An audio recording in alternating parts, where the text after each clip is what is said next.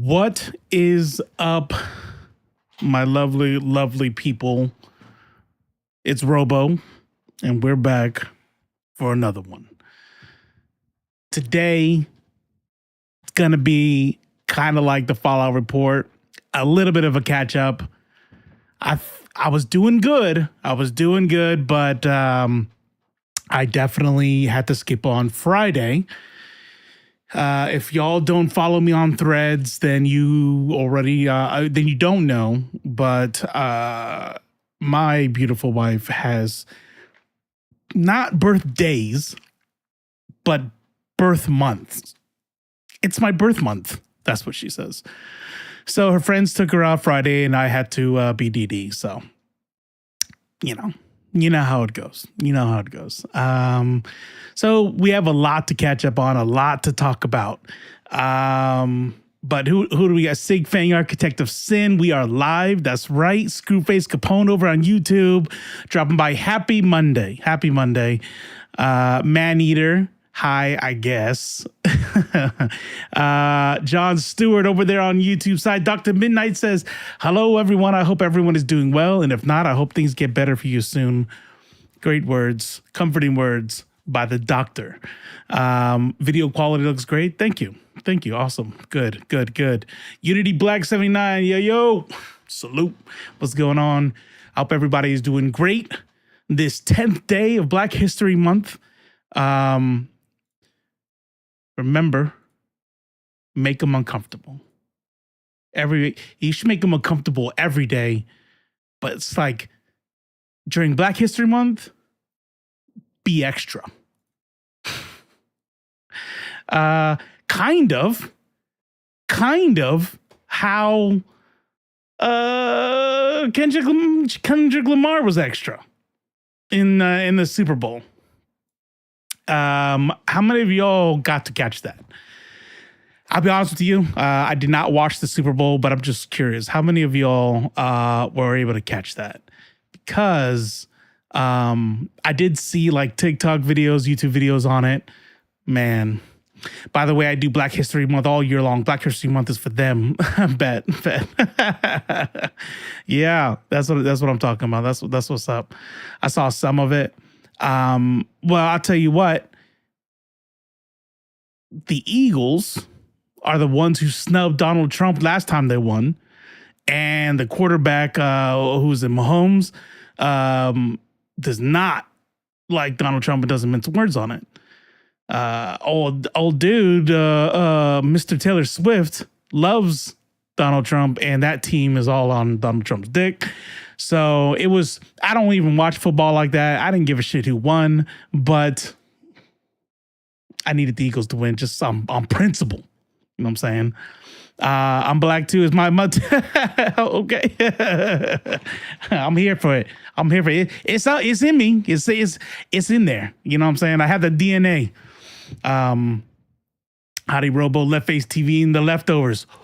Oh, I think we got one. It's kind of derogatory though, but I like it. Not derogatory, but like, you know what I'm saying? The Leftovers. Oh man, I'm fucking with that one. We need to put in a vote. Ben Frank, what is up? I don't keep up with the NFL. I'm more of a college fan, and I don't keep up with that very much. I used to be into sports, but like the kind of into sports where I could talk about it at work, right? And even then, it wasn't like for real. I would go and be like, oh yeah, my team, the Chargers, let's go, Rivers, yeah. And people are like, I know, man, you're a special team coach. Did you see who just picked up? And I'm like, no, man, no. Can we talk normal about the team? Like, did they win last game? You know, don't talk to me about special teams and their defensive coach and all that bullshit.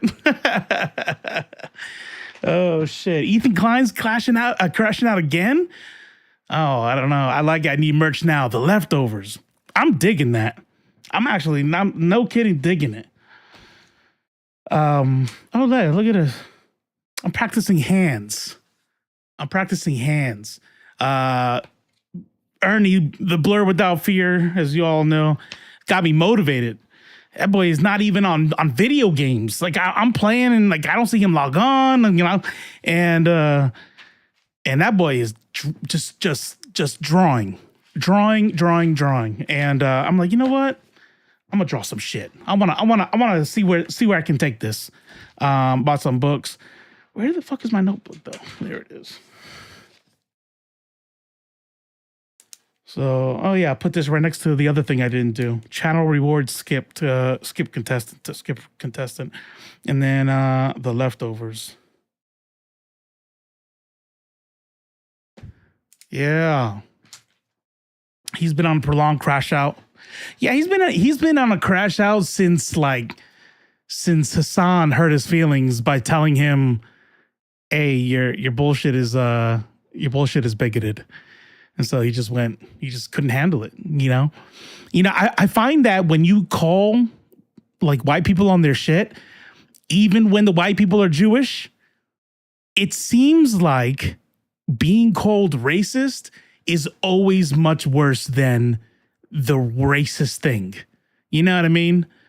It's wild. It's wild. If somebody does something racist, you say that they're racist and you just wounded them deeply. How dare you? How dare you? Started doo-wop band, Robo on the Leftovers. He's been on, they always sing his political songs, right? It's watching him, it's funny watching him align himself with Destiny all over again. Do you mean that like is he for real? Like, does he have Destiny on? Or do you just saying like he's, like their content is aligning? They're not like on each other's shows or anything, are they? Because Destiny is going through it. I don't think he's going anywhere. But I will say, for those who don't know, he's on a whole ass predatory something. You know what I mean? He's been accused of some stuff. Somebody is suing him for showing a sex tape. Other people are saying that he has sex tapes of them that they didn't know about. Like, he's a whole ass predator. And combined chat's not showing. Oh, that is weird. What is that? Where did it go? You are correct, Mundo. Alert. Chat overlay.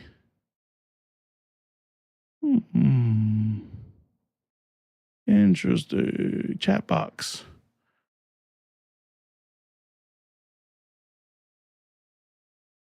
What is that? Social Ninja chat overlay. What is the chat box then?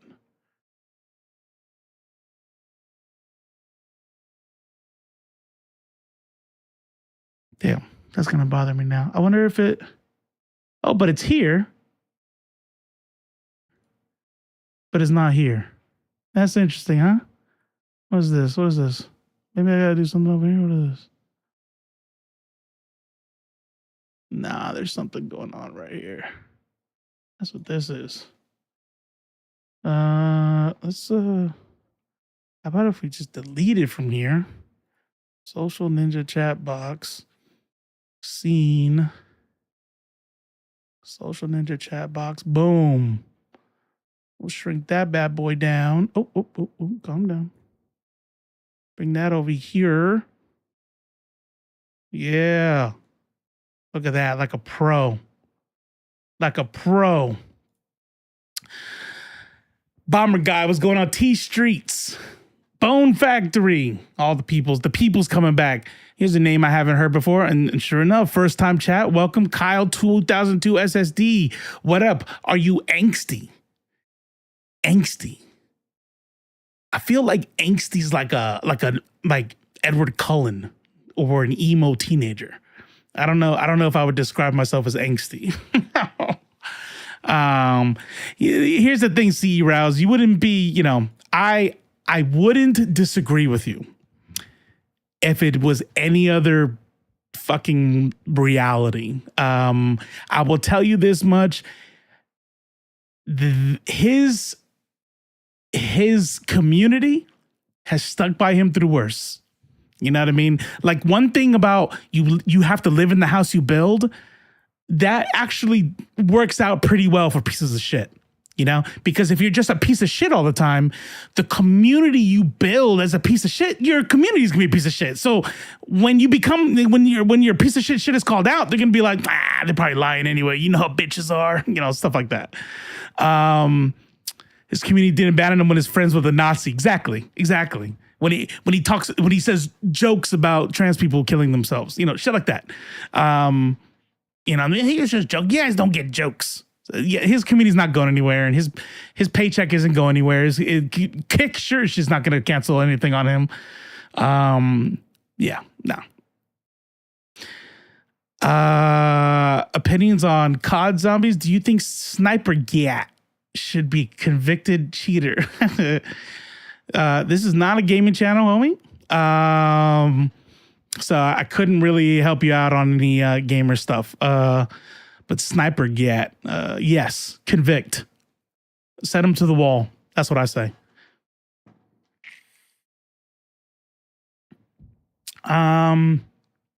So that was a hard tangent, but check this shit out. Oh, you worked and then boom. All right. This isn't brain rot. Well, that kind of is brain rot, actually. NFL apologizes over Super Bowl halftime show snub. Man, people just do not have any backbone anymore, do they? This isn't gamer stuff. This is national news. I feel like you're trolling me. Kicks are. The NFL sent a letter of apology to Lil Wayne. Lil Wayne, the guy who says, you know, he's never experienced racism. That guy. Let's see. Nah, I don't think anybody should be upset about that. I think he made his bed. I think the NFL has shown time and time again that they are 100% all about the money, right? All about the Benjamins. And right now, Kendrick Lamar is the culture, and they did what they did. You know, like why? Who the fuck is Lil Wayne? When is he drop? How is he relevant? When has he dropped anything? Nobody even fucking likes his ass anymore, except for fucking Trumpers. No. See, Rouse, I thought when I saw the headline, NFL sent an apology, I thought it was to Drake. And I was like, I'm like, it's Lil Wayne, get the fuck out of here. Now, I will, you know, there's a lot of important things to talk about, right? There's like, you know, Jixer Brain and Sniper Gat and the Congo, right? Like these things are important national level stuff. But real quick, before we get into that, I did want to, okay, good. I did want to, for those that didn't see it, this deal here was actually pretty dope. So Samuel Jackson is Uncle Sam, and each song that Kendrick Lamar will perform, Kendrick Lamar is like representing the U.S. So he'll say, you'll see this, I'll play it. But then like after he does something, Kendrick Lamar will do a song and it represents something and the dancers are representing stuff. It's pretty dope. So check this shit out.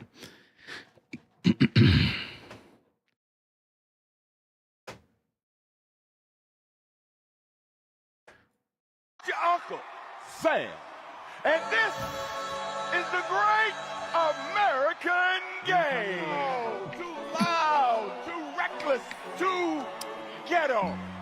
So that was after the first track, and then that's what Uncle Sam had to say. Like, oh, that's not that. You got to be one of the good ones, you know. Mr. Lamar, do you really know how to play the game? The game. Then tighten up. See, you brought your homeboys with you. The old culture cheat code. Scorekeeper, deduct one life. That's what America wants. Nice. So the song before this one, That's What America Wants, it was a like that R&B track. I forget who we did it with, but it was like a slower song, right? So it wasn't anything political. It was just about, and he's like, oh yeah, like that. But listen to this.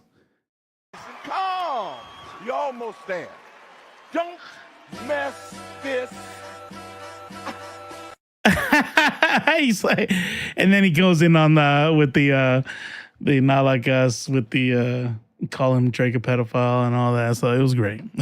I liked it. I was pleased. I mean, of course, it is the NFL, right? And you got to kind of take it with layers. What are you gonna do? Is it commercial? Was it to make money? Is there something ironic about performing for the NFL? But the message is still there. You know what I mean? How many other Super Bowl halftime acts aren't from the city the game is played in? No, for real. And if anything, they'd have had the No Limit Soldiers. Imagine, damn, that would have been dope. Two black dudes that hate and trash Trump, and he had to sit through it. Yes, love it. All right. So, if this is your first time here, this is a political commentary show. We talk about all kinds of stuff, but right now, the politics are heavy, and right now we're just watching the world burn. We start off with the headlines from Democracy Now!, just to get a good broad over, because I'm not going to be able to cover everything, and they do an awesome job, and they are a reliable news source, as reliable as you can get. And then we're going to go into some stuff. So what do we have? Just for the lineup, we're going to talk about Palestinians rejecting Trump's Clear Out proposal, right? So if this pushes through, if there's no legal barriers to Trump, doing what he wants to do in Gaza, well, you can pretty much bet that there's going to be blood. And this time it's going to involve U.S. troops. So that's fucking great. Trump sending active duty troops to U.S. Mexico border, adding to the National Guard that's already there and bringing the total to 3,600. So, that super dangerous border, country to our south that we have to protect ourselves from. And by the way, nobody thinks that's going to work. He knows that's not going to work. China has started their tariffs on us in retaliation. Tomorrow is tomorrow today. I think that was yesterday's headline. Either today or tomorrow starts the 25% tariffs that Trump had put a pause on at one point, but now it's back on. Do you all remember when Trump said that he would, hey, if I'm president, the war in Ukraine's over. It's done. First day, it's over. Well, he's talking to Putin, and the war is not over. As a matter of fact, somebody who spoke, someone in Putin's staff spoke, and said something a little bit different. Some economic decisions that Donald Trump has made is affecting fashion. It's affecting everything. This de minimis thing, we'll talk about it after, and it's going to affect way more than just fashion. And I'll talk about it here in a little bit. Foreign aid freeze could cause mass layoffs that could crash the industry. So today is going to be pretty Trump heavy. And then we will end on a new bill called the SAVE Act that is passed the House of Representatives and will likely pass the Senate because the Republicans control both. And we'll talk about that. Some people think it is a way to more or less take away women's right to vote, at least the married ones. So farmers are saying they will lose their farms. I wouldn't doubt it. If there's time, there is a really, really good video by socialist economist Richard Wolff.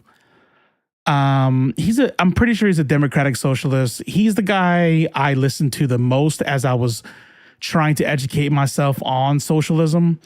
But who was it? Hold on, let me go to the Discord real quick. Was it headlines or was it terminally online? Yeah, that's what it was. So one of our Discord people from the left field shared a video that said, this is the kind of stuff I look at, but the video is actually privated now, so this is the longer video. But basically, he details that I really try to not like the sky is falling. I don't minimize anything. I don't pretend like nothing's wrong. I don't pretend like I know things are going to be okay. But I try to limit like we're fucked like for real. You know what I mean? If I say we're cooked, okay, yeah, because there's shit that we're going to have to go through. But, we'll be here in 4 years. We are in a decline. We are in a decline. And Richard Wolff thinks that we are in the back end of this empire. And things are going to get only worse from here. Hey, Robo, have you ever listened to Rashid Bolson's analysis on the Middle Nation? I have. Shahid Bolson, that's that white dude who he converted, right? He's like from Boston or something, but then he converted and now he's like a big time like Middle East supporter type stuff. I think I know who you're talking about. I have listened to him. I like him. I like him a lot. Is there something new he's talked about on there? I know some farmers, and they said Elon's freezes affect money they were supposed to get from the government. Yeah. What? Oh, yeah. Okay, so not the domestic ones, but we're not going to talk about that.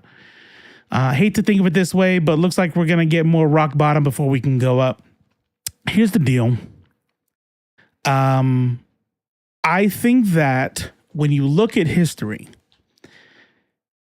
every major empire, see Rouse. Jesus Christ. That's like, that's low-key shade. He said 100. This dude said 100 years. And that BS is going to hit the rest of the world in various degrees due to the U.S. hegemony. Yes, Rez, 100%. 100%. There is something just mind-boggling. I talk about this. So hot take real quick, and then we'll start the headlines. Hot take. There is something that we on the left do often, and it's like it's a little naive. They say things like the U.S. thinks it can, the army, its military can beat anybody. Like, what about Vietnam? What about this? I'm like, okay. Is the military, do we use our military in disgusting, evil ways? Obviously, yes. To think it is not the most powerful military on the planet, though, is naive. That's not American exceptionalism. That's the truth, right? That's like saying, Russia literally owns the biggest nuclear weapon on the planet. They have it. To say that they have the biggest nuclear arsenal is not Russian pride. It's just a matter of fact. To talk about the cultural, the phenomenon of the cultural stranglehold that America has on the planet is wild to me. It's something that it's kind of like a no-duh situation, but also kind of like when you see it, I'm like, dang. Like even when I was on Zhanghunshu, like the Red Note app, it is like, hey, thank you. Oh, I forgot to put up my events thing so I can stop waiting for this thing to stop spinning. Rudy Virgo, thanks for the follow. I appreciate that. Well, let me do that before I forget. Streamlabs.com. That's like saying Cybertrucks suck AI penis. That's like saying Cybertrucks. Wait, what's like that? You're on one today, C Rouse. You all right? Oh shit. Let's see here. Hold on. I just gotta open up this alert box. What the fuck? Oh, it's not logged in. That's why. Log in. Puñeta. Cakey Inc. Welcome. Rudy Virgo, did you see Google relabeled the Gulf of Mexico to the Gulf of Are you serious? Hold on. Hold the front door. Hold on. Let's go. Let's check this out. Google Earth. I want to see.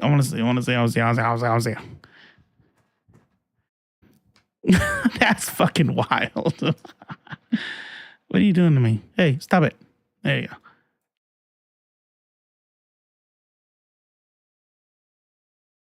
The Gulf of America. He just said, yeah, I'm renaming it. I mean, Google's an American country and all the CEOs are fucking just slobbering on his boots. So, yeah, I mean, it's not surprising. So, I mean, and then the Mexican maps are going to say something different. Chinese maps are going to say something different. Does anybody know a UK map site? Like a UK version of Google Maps. It's probably just Google Maps, but I want like something else. Like, you know what I'm saying? The UK doesn't have like its own map thingy. You know what I'm saying? I want to see like another country's online thing, but I guess everybody just uses. Did we try Bing? Okay, yeah. Let's see what Microsoft did. Bing Maps. There we go. That's a good one. Damn. Almost doxed myself. Gulf of Mexico. Okay, Microsoft. I see you. Fight the power. Resist. Microsoft's out there holding up a fist. Man, fuck Google.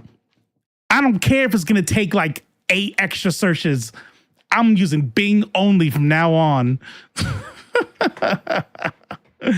Oh, shit. Man, I feel like I was in the middle of saying something. I totally forgot, though. Oh, cultural hegemony. Yeah, fucking wild. Just wild. The way that people like our media, our music, the movies. And the reason why I bring that up is because, you know, basically exactly like what was said, the way that we act somehow, for some fucking reason, affects the globe. And again, that's not American exceptionalism. It's not like, look how cool we are. I don't know why, actually. But it happened in 2016 and it's happening again now. Look up what's happening in Australia and abortion rights. What is happening? What the fuck is happening in Sweden, in Italy, in all these places? And it started in 2016 and then it goes down, right? And then it goes back up. Why? Because exactly what was said earlier. We have an economic stranglehold on the world and the US dollar. And so what are they afraid of? We need to get in line with the big dog so we can be friends. You know what I mean? Because if I'm going to sit there and be like, nope, not my country, Trump's a piece of shit, and we do all the abortions and all the gender affirming care here, well then we're not going to get that deal on the trade that we need. We're going to have to spend too much money on this thing that they control. Google Maps UK says Gulf of Mexico, then underneath Gulf of America. I guess that's why they're trying to make BRICS a thing. Trying. if we do not get to this, look in the Discord under Terminally Online, Screwface. And for those who aren't in this Discord, if you guys are looking for a place to chill, there's a nerd group. There's a nerd group of rooms and all that. So let's see here. There's a video in there. This video, and BRICS is poised to take over. Like, I'm very, very curious to see what is going to happen over these next 10 years, because BRICS is poised to take over. Friendship with Google and Bing is my new friend, right? Oh shit! Like Bing is like, I'm gonna keep it Mexico and I'm gonna start my own YouTube. It's gonna be great. I could legitimately see Trump saying, "Oh, y'all offer gender affirming care, no trading." No, this right here is real though. This right here is real. Okay, I don't know if y'all know this, and I don't know what the act is actually called, but there is a literal act on the books that has never been taken off, right? By our wonderful, wonderful Democratic Party. I think this has been there since George Bush. Maybe. Don't quote me. But there is a literal rule that humanitarian aid from the U.S., right, when it comes to medical aid, cannot be used on abortions. That's literally a fucking rule. Like in our laws that pass Congress, that when we give aid to other countries, it is illegal to use that aid on abortions. That is the way that this country imposes its values on other countries, not just by war, but by shit like that. And so they're like, fuck, we have a very poor nation. And if we lose this humanitarian aid from the United States, we're going to be hurting. So, hey, no more abortions. Can't do it. America is the popular kid in high school that everyone hates. For real. For real. Do condoms count as abortive? I don't think so. No, because I know that that is a big thing that's a big thing in like in African countries, contraceptives and things like that pushing out, and I know we handle stuff like that. Google let us know what time it was when they dropped "Don't Be Evil" from their code of conduct. Damn. Low key, same thing happened when we were banned from TikTok for 13 hours. All the other countries were like, what are we going to do when America leaves? They're the funny ones. Yeah, but here's the thing, though. I think you're right. I think a lot of us, it probably has a lot to do with privilege, right? So because of our access to the internet that that many other countries have, but a lot of countries don't. But also, you know what I think it is? I think it's the train wreck. What's that lady's name that was dating the heavyset Mexican lady with the dating the 19-year-old? What's her name? I can't remember her name, but she got huge. Ashley. Yeah. Huge. Like thousands and thousands and thousands of followers. I don't know if she broke a mill or anything, but she was making money. Why? Because she was entertaining? No, because she was a train wreck. And she would post some videos, and those videos would get hundreds of thousands of views. Now she's saying she's not Mexican and she's English. Like she's from England? Like she's she's an Anglo-Saxon? Dumbass. Okay, let's get into it. She's not though. She's not Ree. Like, no, Ree's from Australia. What are you talking about? All right. Let's get into it. All right. We're kicking it off. Democracy Now! Let's go. Yeah, you guys want to hear it and stuff, I guess. I'm Amy Goodman. The Trump administration's giving hints it may ignore a federal judge's ruling restricting Elon Musk and his associates in DOGE, the Department of Government Efficiency, from accessing the Treasury Department's critical payment systems.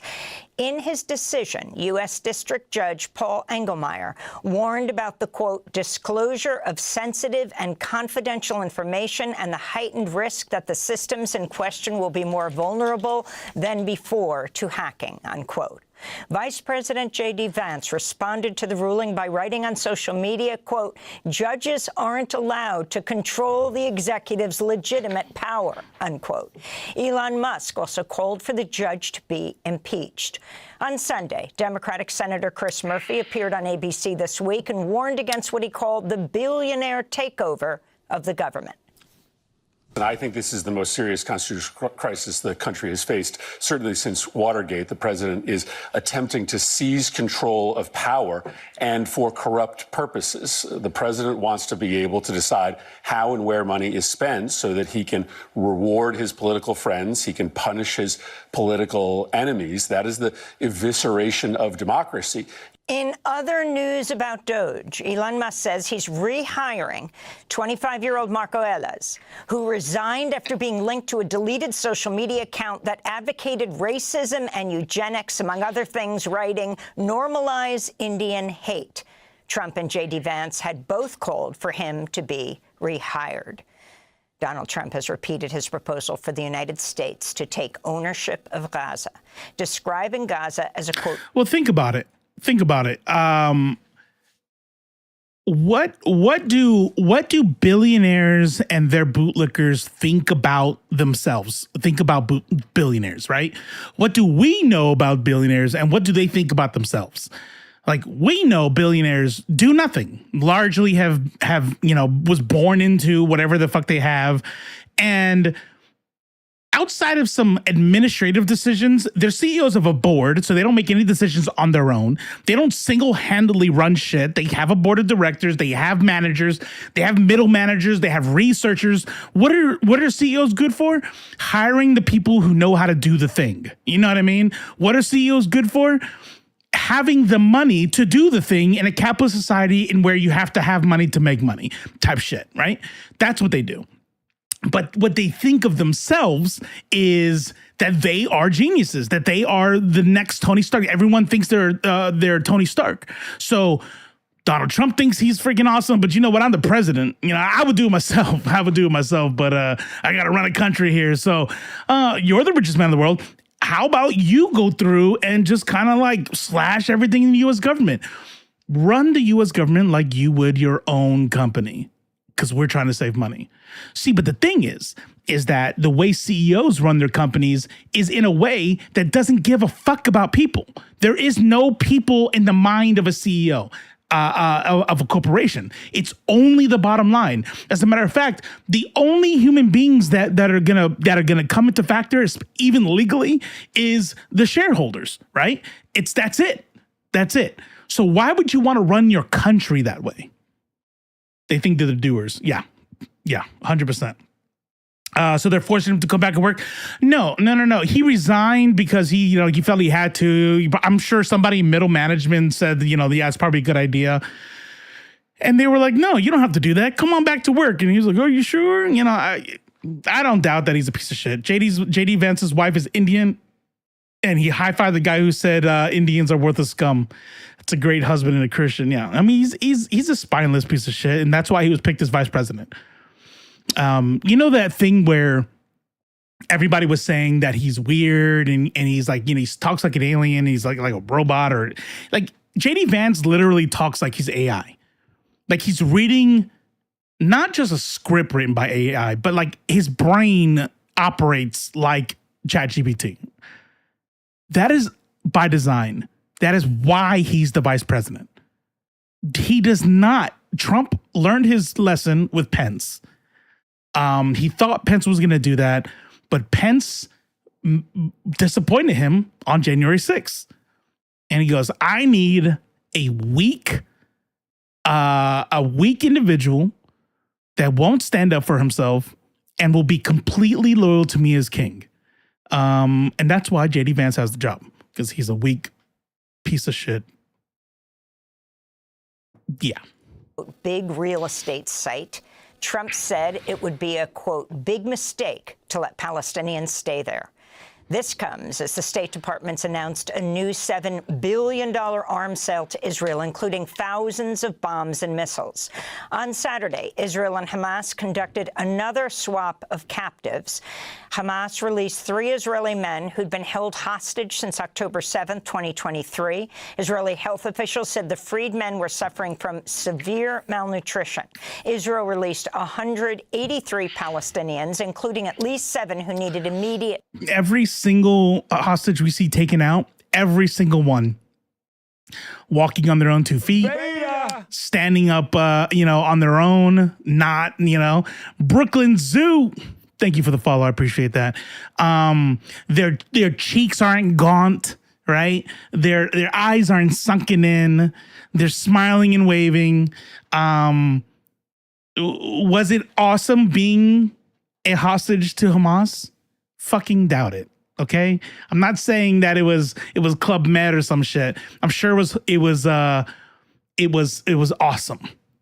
But just the fact that Israel cannot fucking breathe without lying. Like, I don't believe for 1 second that those dudes were malnutritioned or that other people. And if there were people that needed immediate attention, it was due to things like this individual was diabetic or needed something. And weird, there were no hospitals in Gaza. I just can't. I don't. How can that happen? Why wouldn't they have hospitals in Gaza to treat the hostages? That's weird. But yeah, I just, anytime Israel says anything, I'm like, okay, so that's a lie. I wonder what the real story is. Hospital care. This is Ala Alaga, one of the Palestinians released Saturday. The conditions were very bad. No food, no water, no medicine. We were in a torture center for 24 hours. Pause. I think I misheard. The people who said malnutrition and need immediate hospital were the Palestinians coming out of the Palestinian hostages coming out of Israeli prisons. They were malnutritioned and injured and needed immediate medical attention.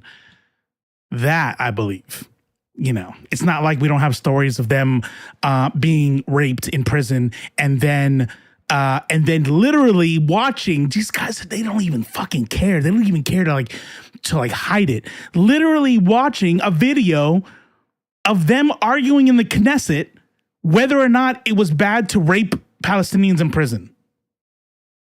My mind was blown.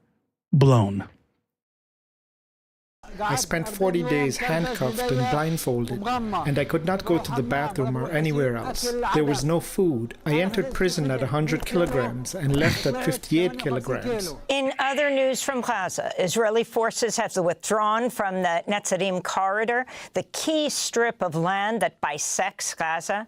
Meanwhile, a new investigation by 972 magazine and local call reveals Israeli forces indiscriminately drop bunker buster bombs on residential buildings in Gaza in an attempt to flood underground tunnels with lethal fumes in order to suffocate Hamas fighters. But 972 reports dozens of these Israeli airstrikes likely endangered or killed hostages as well. In the occupied West Bank, Israel's intensifying its military assault, which has already displaced 35,000 Palestinians. On Saturday, Israeli troops raided the Nur Shams refugee camp, where they killed 2 women, including one 23-year-old, Sundus Jamal Jalabi, who was 8 months pregnant. Her husband was critically injured. Palestinian officials said efforts to save her baby failed in part because the Israeli military prevented the couple from being transferred to the hospital. Meanwhile, in Lebanon, an Israeli airstrike killed 6 people Saturday in the eastern Bekaa region in the latest Israeli violation of the November ceasefire. on Friday. A Trump-appointed judge temporarily blocked the Trump administration's plan to dismantle USAID and lay off thousands of workers. The judge's ruling came hours after government workers took down USAID signage from the agency's headquarters. Internal documents suggest the Trump administration's planning to cut the size of USAID staff from about 10,000 to under 300. Global aid organizations are warning the dismantling of the aid agency could impact millions of the world's most vulnerable people. The United Nations aid... I mean, that's America first, though, right? I mean, you know, remember what the Bible said. Blessed are those who take care of their own and let everyone else fucking die of malaria. That is the most Christ-like thing I've ever read. I mean, why would you need to? You can pay for malaria medicine for Somalia, but there's a veteran and homeless right now. Yes, the veteran has no home because we send malaria medicine to countries. Sure, right. AIDS agency warned Friday that more than 6 million people could die from HIV and AIDS over the next 4 years if PEPFAR, the president's emergency plan for AIDS relief, is not reauthorized.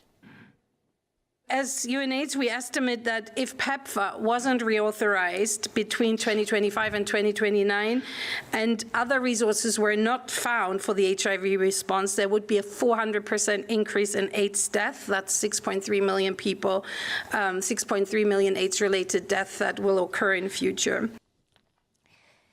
PEPFAR was founded by former President George W. Bush. The National Institutes of Health has announced plans to slash about $4 billion in funding for biomedical research, a move that could have an immediate impact on research at universities, medical schools, and research hospitals.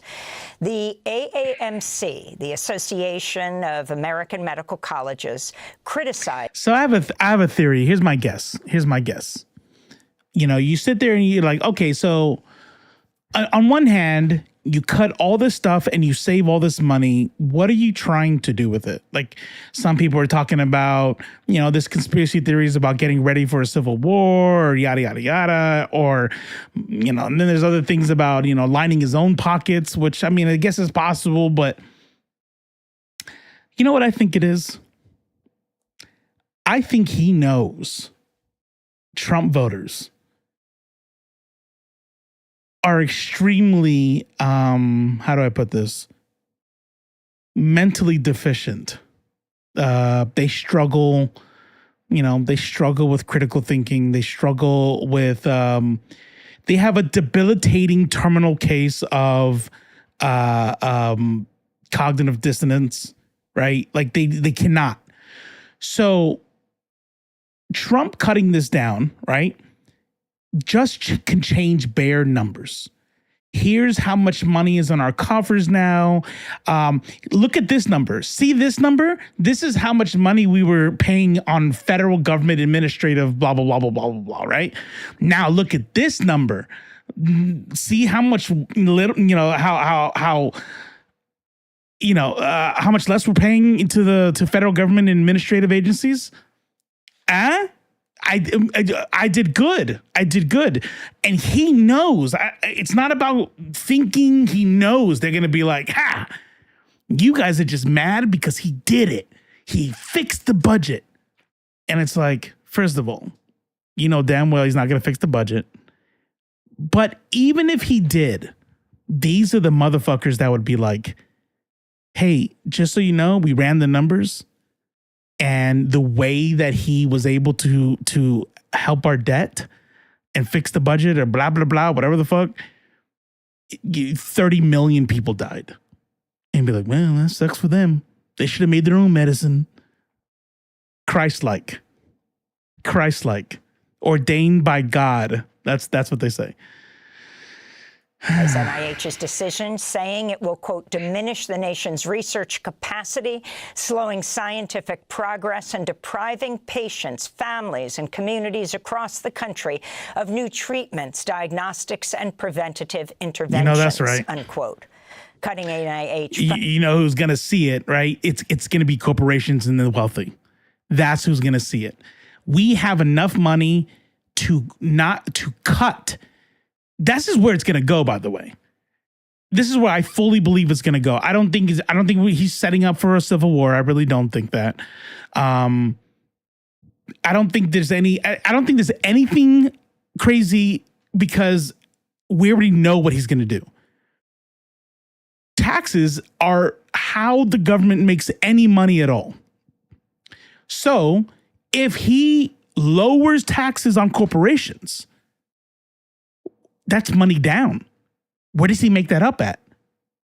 So that he can give the rich and corporations a tax cut, he's going to take that money from somewhere else so that he can make that happen. It's to enrich himself in Elon Musk. This is why he has all the billionaires in his corner. This is why Google has changed it to the Gulf of America. You know what I mean? This is what's happening.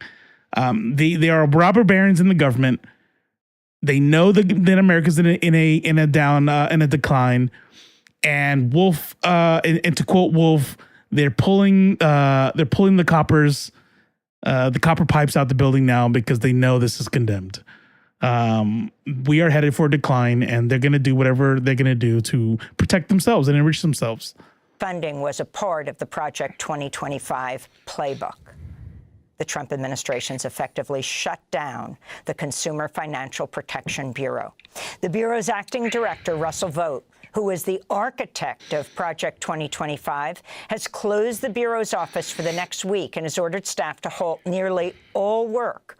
Vought's move came after Elon Musk wrote a message Friday on X that said, CFPB RIP, along with an emoji. Yeah, cut that fucking budget. That's what I'm talking about. Fuck people. You know? That's what I do. Hey, you want to see something Christian? You want to see Christian? Cut that aid to the world. Cut any kind of, it doesn't protect people? Cut it. Cut it. Education? Cut it. That's how we save money around here. You know why these libtards are crying? These libtards are crying because they don't like to see what winning looks like. You know what I mean? That's why. It has nothing to do with all the deaths that are going to come. It has nothing to do with the fact that they're robbing the government to be able to give tax cuts to the corporations. It's because they don't like losing. Everyone for themselves. I'm an atheist. Hey, by the way, you could be a good person and an atheist, by the way. I'm a humanist and an atheist. Like that sentence, it just says two things. It says, you're an atheist means you don't believe in God, and everyone for themselves is you're a dick, right? And you just put it into one sentence as if they relate, but they don't. Of a tombstone. Since its formation in 2011, the Bureau has helped return about $21 billion to consumers. But the agency's long been criticized by Republicans and big business interests. In other economic news, Trump's announced he will soon impose 25% tariffs on all steel and aluminum imports. Meanwhile, retaliatory Chinese tariffs on a number of U.S. products have taken effect today as a global trade war heats up. A federal judge in New Mexico has temporarily blocked the U.S. government from sending 3 Venezuelan men in immigration detention to Guantanamo. The Center for Constitutional Rights had sought an emergency order to protect the 3 men. Oh, I don't know.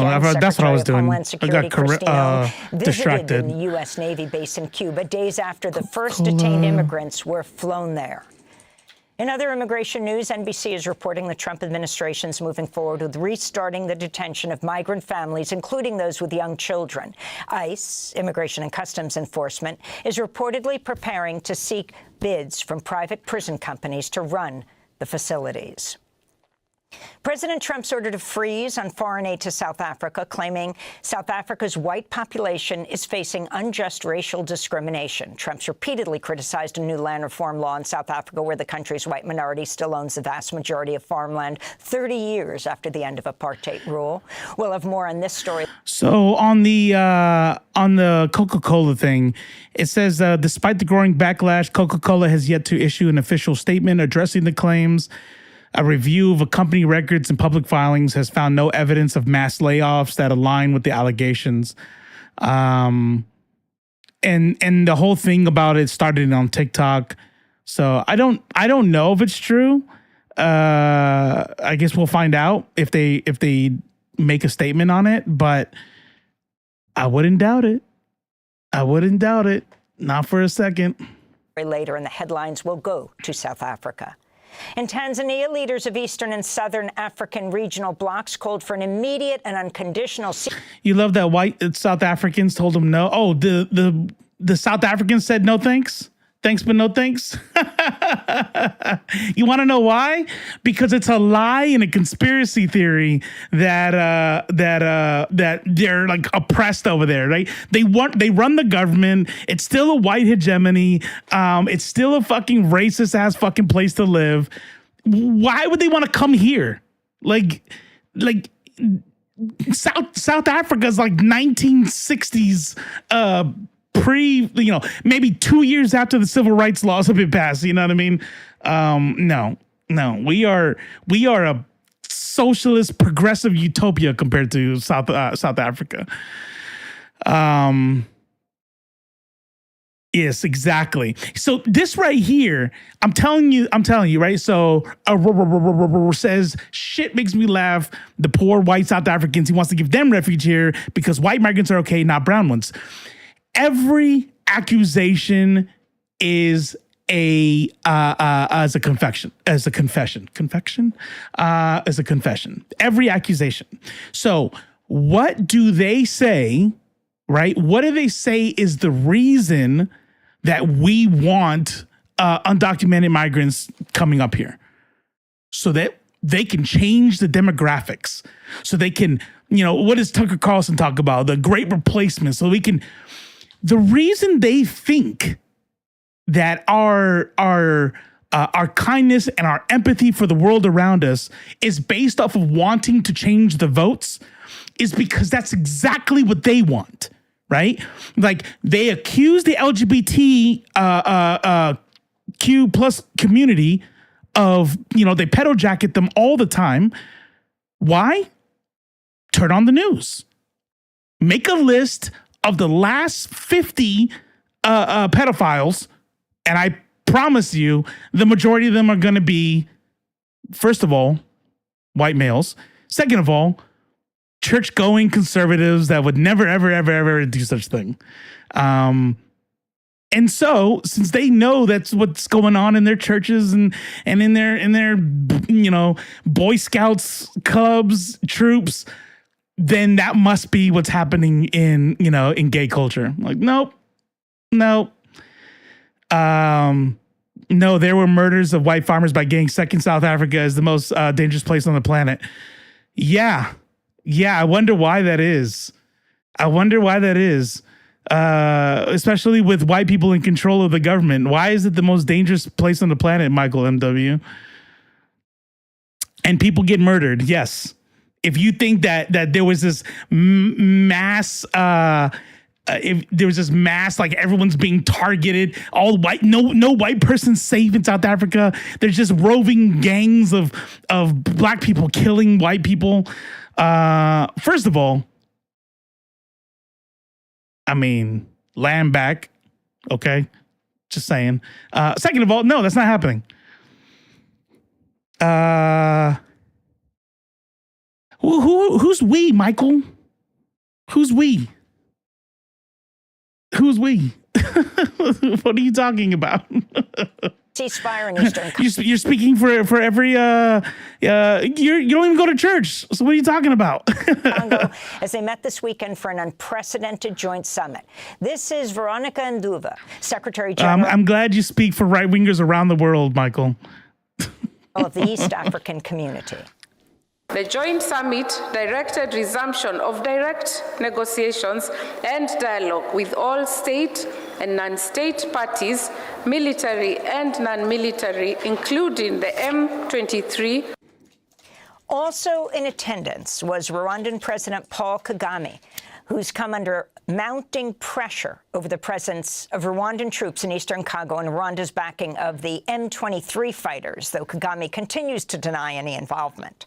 The UN says some 3,000 people were killed in just 1 week of fighting after the M23 fighters seized the key city of Goma in late January. Over 500,000 people have been displaced in eastern Congo in recent weeks, compounding an already severe humanitarian crisis. There have been widespread reports of sexual violence. Sam Nujoma, freedom fighter turned president who led Namibia to independence from apartheid South Africa in 1990, has died at the age of 95. Often referred to as Namibia's founding father, Nujoma was known for his motto, "A united people striving to achieve a common good for all members of the society will always emerge victorious." Ecuador's presidential election will be decided in a runoff April 13th after conservative incumbent President Daniel Noboa and leftist lawyer Luisa Gonzalez beat out 14 other candidates, both of them receiving over 44% of the vote. Noboa and Gonzalez previously faced off in a 2023 snap election. Both candidates vowed to crack down on crime. Last year, President Noboa, son of an ultra-rich banana magnate, declared a state of internal armed conflict to more easily deploy the military. Luisa Gonzalez, a protege of former President Rafael Correa, has promised to increase social spending. She called for Ecuadorians to unite to defeat Noboa in the second round. Months ago, we called for unity among the parties of the left and the center. We also called on the industry to join us, as well as civil society. I'm sure I can Google that though, but now try to figure out why people control 75% of the land and resources in South Africa. Try to figure that one out. Try to scratch your head around that one. I've also called on the parties of the right and all those who want to recover the country to make Ecuador the safest country in Latin America. In Madrid, leaders of Europe's extreme right parties gathered Saturday at an event organized by Spain's Vox party called Make Europe Great Again. Attendees... Do you see, wasn't I just talking about this shit? Trump comes into office and Spain has a party where it's Make Europe Great Again. What the fuck is going on with people? Just fucking a disease. It's a fucking brain rot. It's a cancer that spreads. That's what it is. Just complete, utter, like, hell yeah. I fucking love bigotry. I love racism. This is fucking awesome. I love letting fucking the disenfranchised countries that we fucked up, letting them fucking die and rot on their own after we fuck it up. While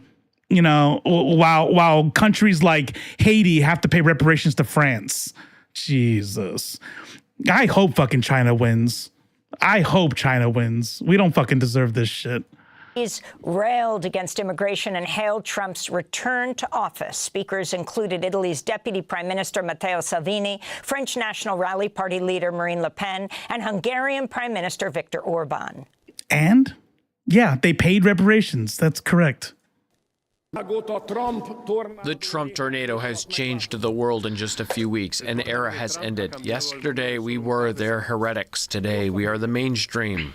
Meanwhile, in Germany, at least 200,000 protesters rallied in Munich Saturday against the far-right anti-immigrant Alternative for Germany party, known as AfD, which is polling in second place 2 weeks ahead of national elections.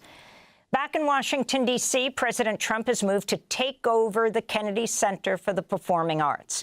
On Friday, Trump fired numerous board members and said he would become the new chair of the Kennedy Center. Meanwhile, the National Endowment for the Arts has shut down a grant program aimed at underserved groups and communities. The NEA under Trump says it is looking to fund more projects celebrating the 250th anniversary of the United States. On Sunday night, one of the Kennedy board members who was just fired, the acclaimed musician Jon Batiste, sang the Star-Spangled Banner at the start of the Super Bowl with President Trump in attendance. Ahead of the game, the NFL removed the words "end racism" from the end zones. Of course. Because nothing offends MAGA more than asking them to end racism. Can you imagine making sure the words "end racism" is removed so that you don't upset the people who are totally not racist? Right. Right. In Kendrick Lamar's halftime performance, one of the dancers unveiled a Sudanese flag and Palestinian flag sewn together. The performer managed to run around the field holding the flags for about 20 seconds. Based. Security guards then tackled the performer, who was arrested. Meanwhile, the state of Louisiana is facing criticism for efforts to remove unhoused people from the streets of New Orleans before the Super Bowl. The Guardian reports the state spent $17.5 million to coerce more than 100 unhoused people to be bused to a remote, unheated warehouse that lacked enough blankets and cots. And those are some of the headlines. This is Democracy Now!, democracynow.org, The War and Peace Report. I'm Amy Goodman. Yeah. Yeah. That is, of course, criminalize houselessness, criminalize poverty, they and dehumanize anybody less. That is the MAGA way, right? Now, that is the MAGA way. Listen to this. You can't make this stuff up. You cannot make this stuff up. This is look. I want everybody to read this. This is the kind of people that will swear they're not racist and that they're very, very smart people. Now, let's talk about the land taken by the Boers, aka white Dutch colonizers.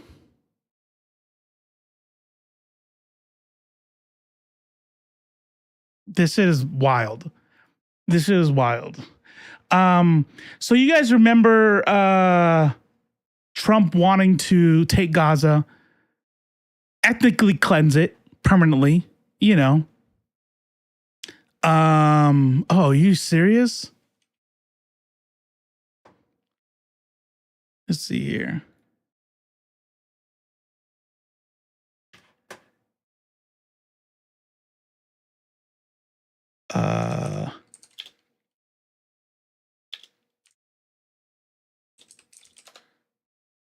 Ye selling t-shirts bearing a swastika after placing local TV ad during the Super Bowl. Why won't they show it? Get out of here.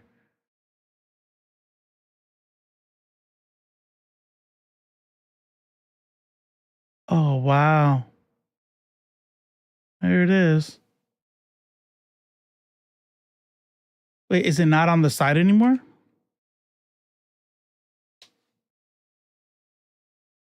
Oh, shit. That's right there on Yeezy.com.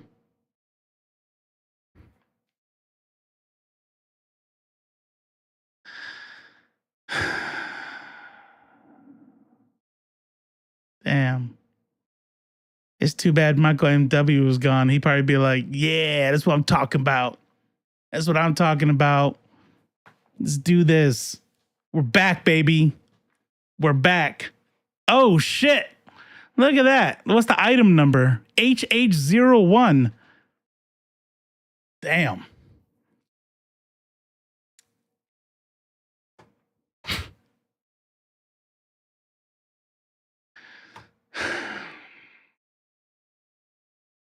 Palestinians have made it clear that Trump can go fuck himself if he thinks that they're going to go anywhere. Of course, this is going to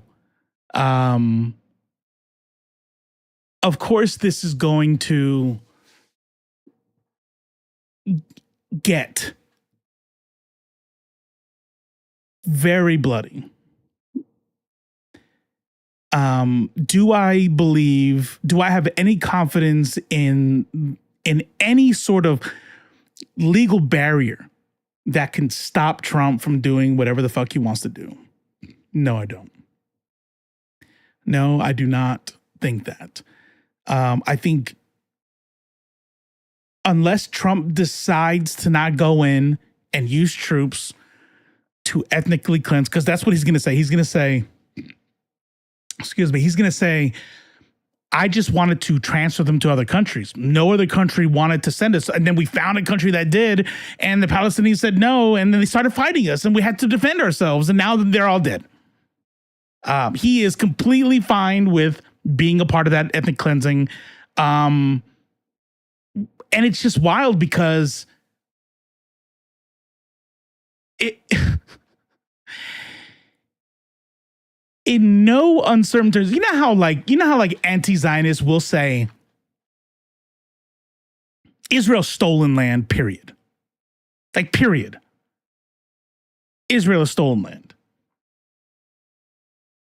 Even in accordance with international law now, right, which acknowledges Israel as a state, as a member of the UN, what the fuck are we going to do about it, right? We could talk about land back all day, but the Native Americans are the Native Americans are not getting the United States back short of a complete Rome has fallen situation. You know what I mean?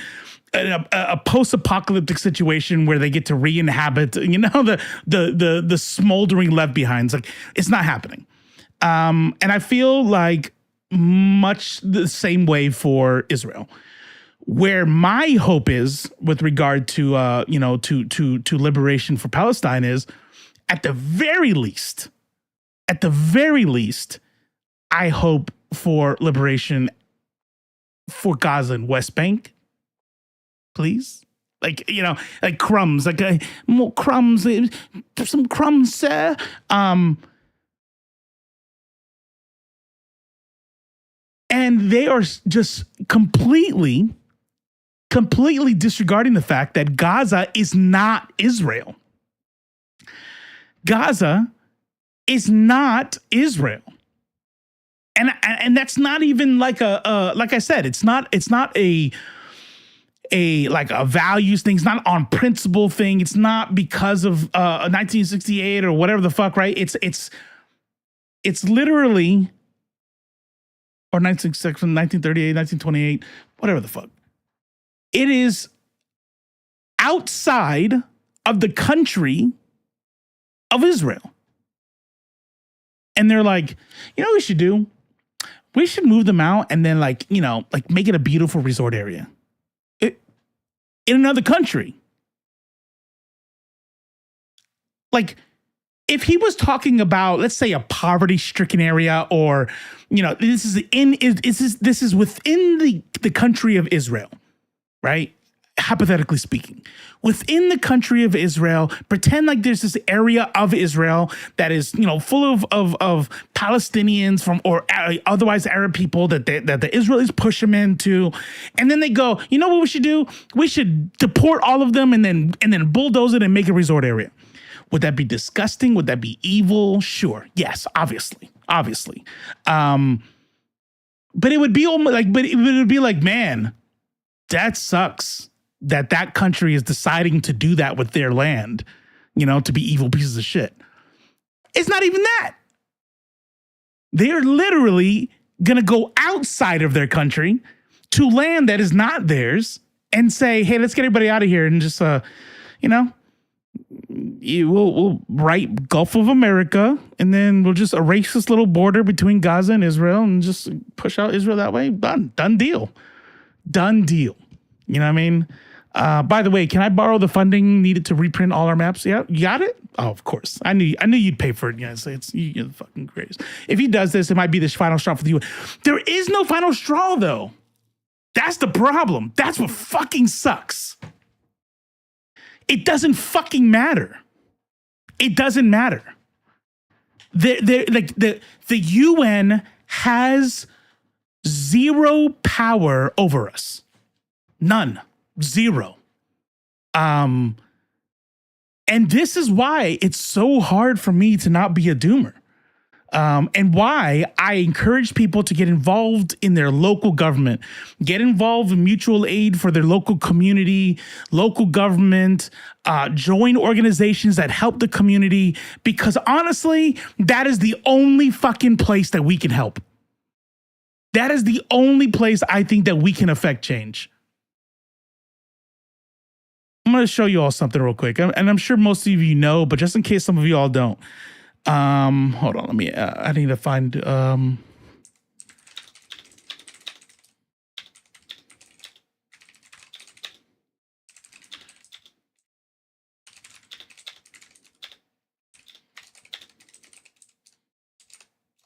check this shit out.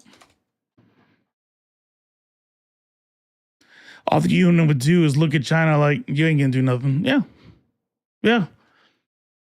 They're gonna, The Hague has a fucking an arrest warrant for Benjamin Netanyahu. What are they gonna do about it? Benjamin Netanyahu has countries, literally. Benjamin Netanyahu literally has countries that he cannot go to because if he lands there, he will be put in handcuffs and be sent to The Hague.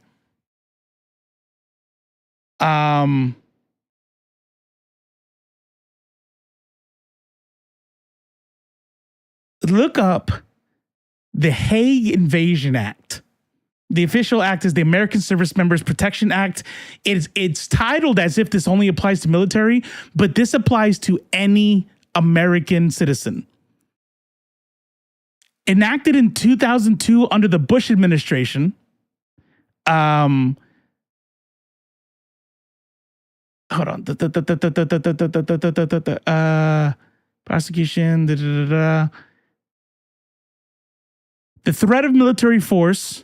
So if you look up the Hague Invasion Act, if any American, military or not, is taken into custody, we have a literal act that says in writing, in our laws, it's an act that's been signed that says, we will attack you if you try to take an American citizen.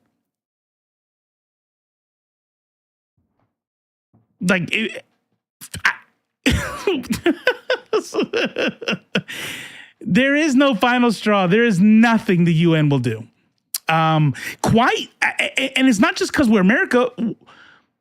What happened with Russia and the Czech Republic, right? What happened with Russia and Crimea?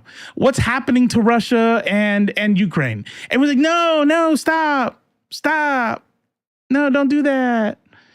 Oh, they did it anyway. Oh, God damn it. You know what I mean? Fuck. If you better not. You better not. All right. Well, you want to meet in Paris so we can talk this out? You know what I mean? It's nothing. What's going on, Sock now? Que lo que? It's very, very frustrating. Very, very frustrating because you sit there and you're raised to think that, and this is why I will never believe in cosmic justice. I don't believe in everyone gets there. I don't believe in karma. I don't believe in everyone gets their just reward, because I tell you what, we would have gotten ours as a country a long time ago. What's going on, Smoke One? A long time ago. And as you grow up, you start learning certain things as an American. As you get older and you start paying attention, you start realizing, no, you can't do anything you want to be. You can't be anything you want to be. Nope. There are going to be people who have genetic predispositions to be certain things. Like if you think if you just try hard enough, you can be an MLB player, you have been lied to. That is the American lie. That is just not, it is not the truth. Meritocracy is a lie. All these things are lies, right?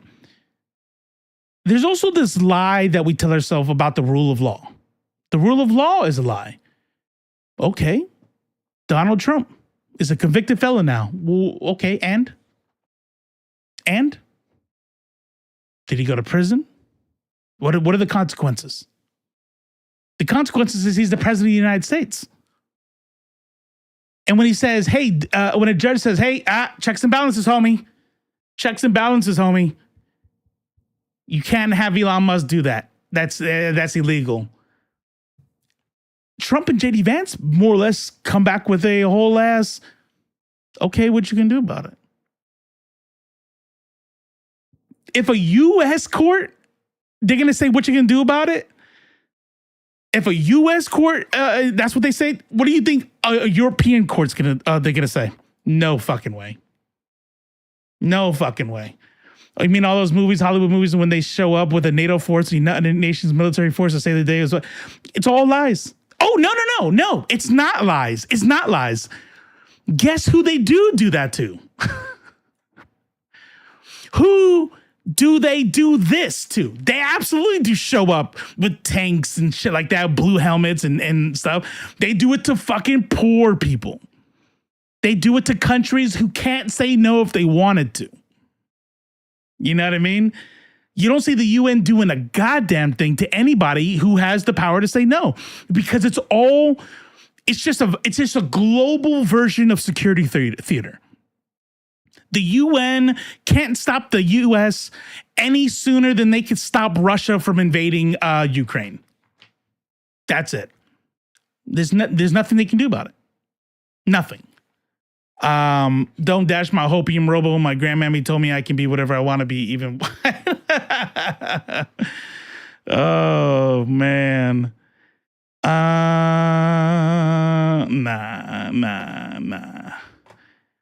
You gotta go, homie. You get the perma. Because you're fucking annoying.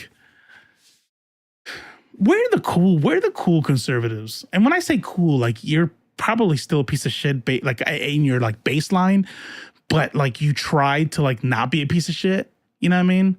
Like, no, I'm just trying to have a real conversation. Can you explain? I like that. Because we can have a back and forth, and maybe I change my mind, maybe I don't. I don't know. But at least you're trying to be cool, you know? And then you come in here and then troll and talk shit and stuff, and it's like, well, no, you don't get to stay, homie. Yeah, I think it was timed out, and I went ahead. I don't know if, I don't know. That man-eater. Or your dad's Korean and forces you to be the best, so you have crippling anxiety as an adult and fear of failure, and whatever success you do have, you're never good enough. Sorry, I had to get my trauma. Way to trauma dump in the chat. Jeez. You're lucky you're a 34-month founder. And my wife. Oh, shit. Let's see what this is.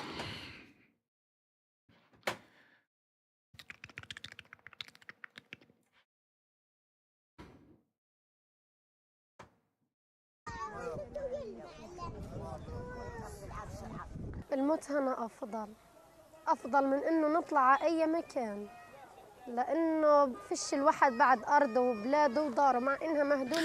You have nothing after losing your land, country, and home, all those demolished our homes are worth. لكن الضرب كل الدنيا، كل شوارع العالم.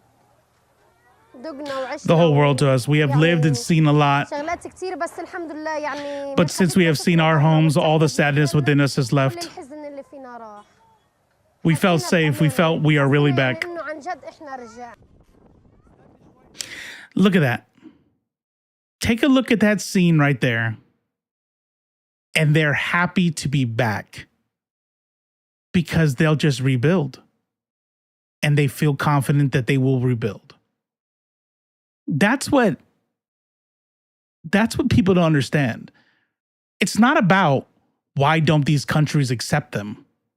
The only reason why people will say stuff like that is because you don't have any connection to a home like that.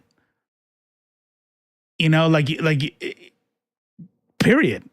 You were not in your people are not from this land for the last 1,000 years. You know, indigenous people will die for their land. Colonizers won't. You know what I mean? Colonizers in a place they're colonizing won't. So they don't grasp that. Why don't they just go to other Arab nations? They're Arab, right? Aren't they all the same? They will die before leaving. They knew there was no way they can win against Israel. And they're willing to die anyway.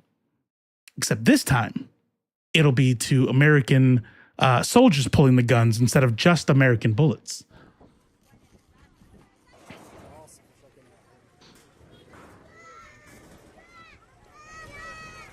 ردي على هذه التصريحات حتى لو صارت مش هنطلع لأنه إحنا شفنا الجوع. Even if it's happening, we're not leaving. We have seen hunger in the north, destruction. We have seen death with our own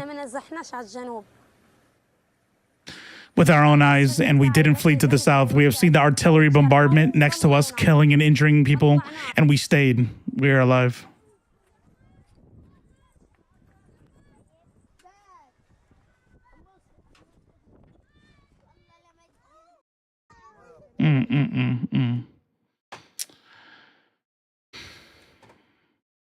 We talked about this already. More active duty troops will head to U.S.-Mexico border, bringing. There's a picture in here that I. Where was it? I feel like they are using. Mexico has upped their security too. I saw pictures of some of the military there, and they have airsoft guns. So I think what they're doing is using what's called simunitions. And if you've ever been hit by a simunition, that should.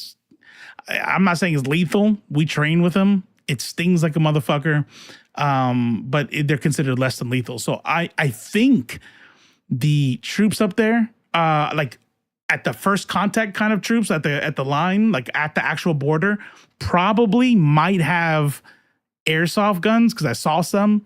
Not to say that they don't have any real weapons, I guarantee they do. But there are people there with airsoft guns. That's worse than the underwater towns across the south. Yeah. Do we already have towns underwater there?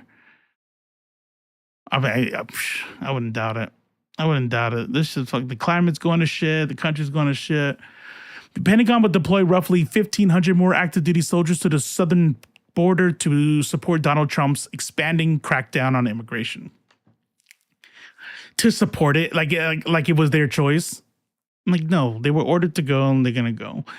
The order has been approved. The official said to send a logistics brigade from the 18th Airborne Corps at Fort Liberty in North Carolina. The official spoke on condition of anonymity because the deployment has not yet been publicly announced. The Pentagon has been scrambling to put in motion Trump's executive orders signed shortly after he took office on January 20th. The first group of 1,600 active duty troops has already deployed to the border, and close to 500 more soldiers from the 10th Mountain Division are expected to begin moving in the coming days. About 500 Marines have been told to go to Guantanamo Bay, Cuba, where some of the detained migrants will be held. Several hundred Marines have already arrived. Troops going to the border are expected to help out in place concertina wire barriers and provide needed transportation, intelligence, and other support to the Border Patrol. The logistics brigade will help support and sustain the troops. Yeah, so they're treating this as a whole ass deployment, right? So the logistics brigade, they're just full of soldiers that, run the chow halls and, beans, bullets, and armor, right? Beans, bullets, and something else. Beans, beds, and bullets, something like that. So this is an actual deployment. They're treating this as if they were going to war. Troops going to Guantanamo are helping to prepare the facility for an influx of migrants. So this is where, like, how do we do this stuff and not, go further into debt? Easy. Slash everything else. Talking about the towns the government took from people, then flooded the land under imminent. Oh, yeah. Rerouted shit. Yes. Yeah.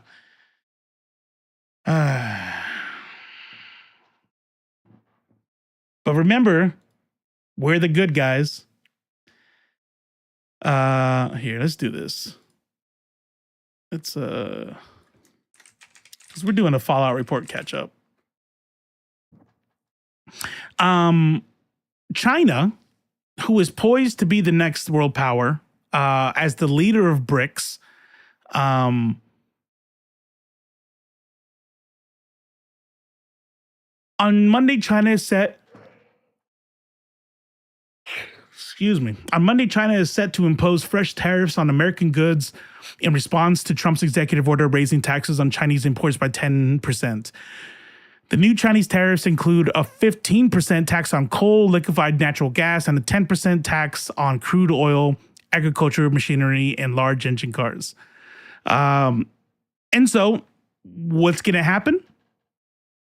Well, the people of China are going to feel that, right? Because that's what we know that tariffs do that. But guess what the people of China is going to do? They're going to go, just like Trump is hoping American companies are going to do. Well, we can't really buy as much of American stuff anymore because we're going to have to pay extra on it. So we got to get it from somewhere else.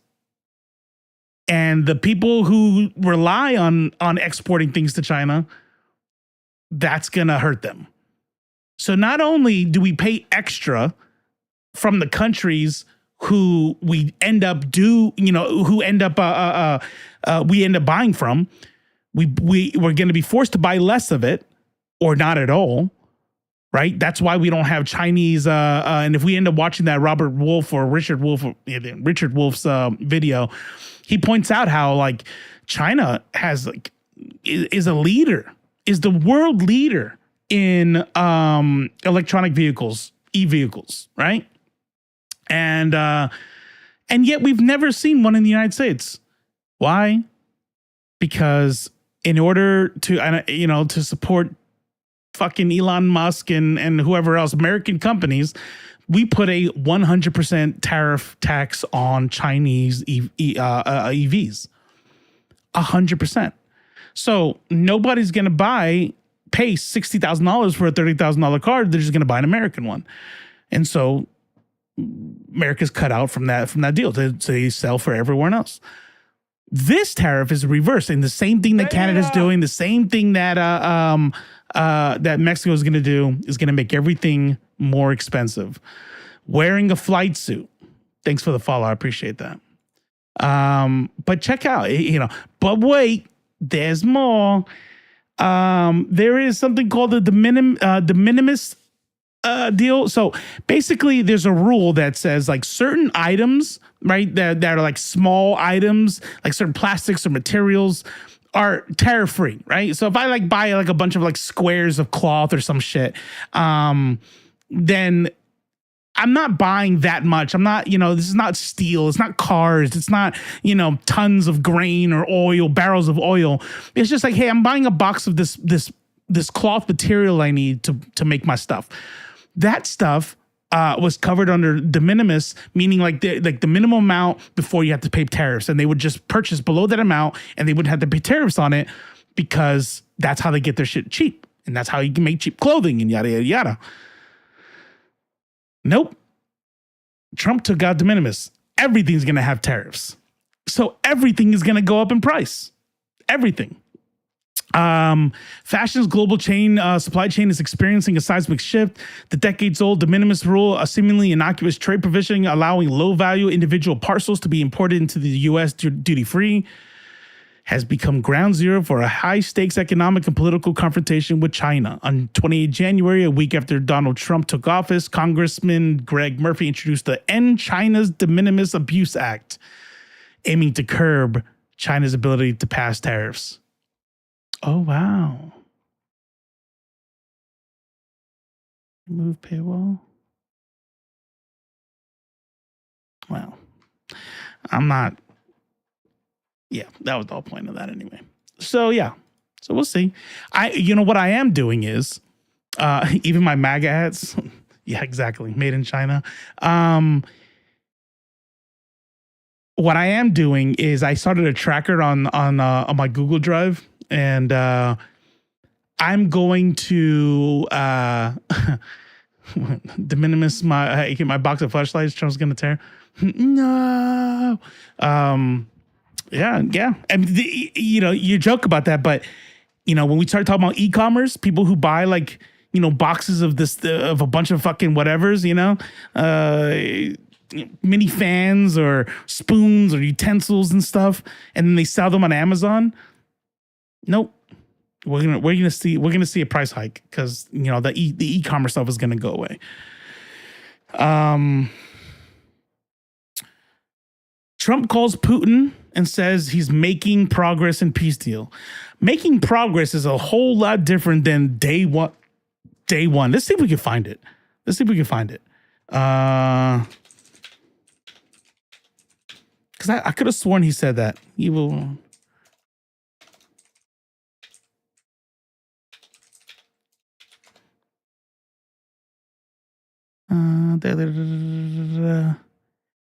Oh, yeah. Here we go. So Trump's promise to end the Ukraine war in a day meets harsh realities. On the campaign trail, Donald Trump vowed to quickly end the war in Ukraine. He'd do it in 24 hours after taking the oath, he said. Maybe even before his inauguration, you know? Fucking. Oh, shit. Yep, making progress. Trump would not reveal, however, if his conversation with Putin had taken place before or after he was inaugurated. I've had it. Let's just say I've had it, and I expect many more conversations. But check this out. The Kremlin just declined to say if Putin had spoken to Trump. However, a senior Russian official sought to downplay expectations of an imminent ceasefire in Ukraine. It is important that words be backed up by practical steps that take into account Russia's legitimate interests, demonstrating a readiness to eradicate the root causes of the crisis and recognize the new realities. Concrete proposals of this nature have not yet been received. Wait, what? I thought it was 24 hours. I thought he didn't say which day. Whatever day it ends, that was the day he meant, and he had only started the negotiations that morning. I hope he says that. I hope he says, so I did do it in 24 hours. This morning I called Putin, and that's when they released the end of the war.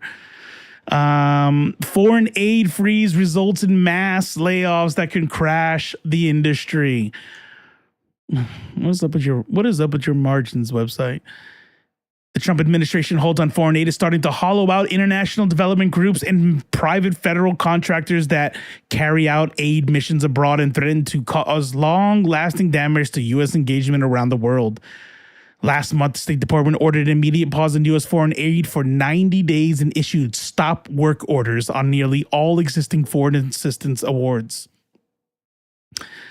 This swift decision has effectively left many government contractors and global aid providers, including groups, listen to this, including groups that supply HIV/AIDS care, provide child health services, remember, pro-life, these are all children of God, set up education programs, fight food insecurity, and counter disinformation in developing nations, struggling to operate or pay their workers. 8 U.S.-based individuals who work in the foreign aid sectors, all granted anonymity due to concerns about retaliation, told Politico that the foreign aid freeze had undermined their ability to carry out global aid supports. And some predict that thousands of foreign aid professionals across the industry may soon be out of work. It's almost 5,000 people, and it's just starting. I want somebody to do the numbers on, like, what do they expect the death toll from something like this would be? Because there will absolutely be a death toll to this decision.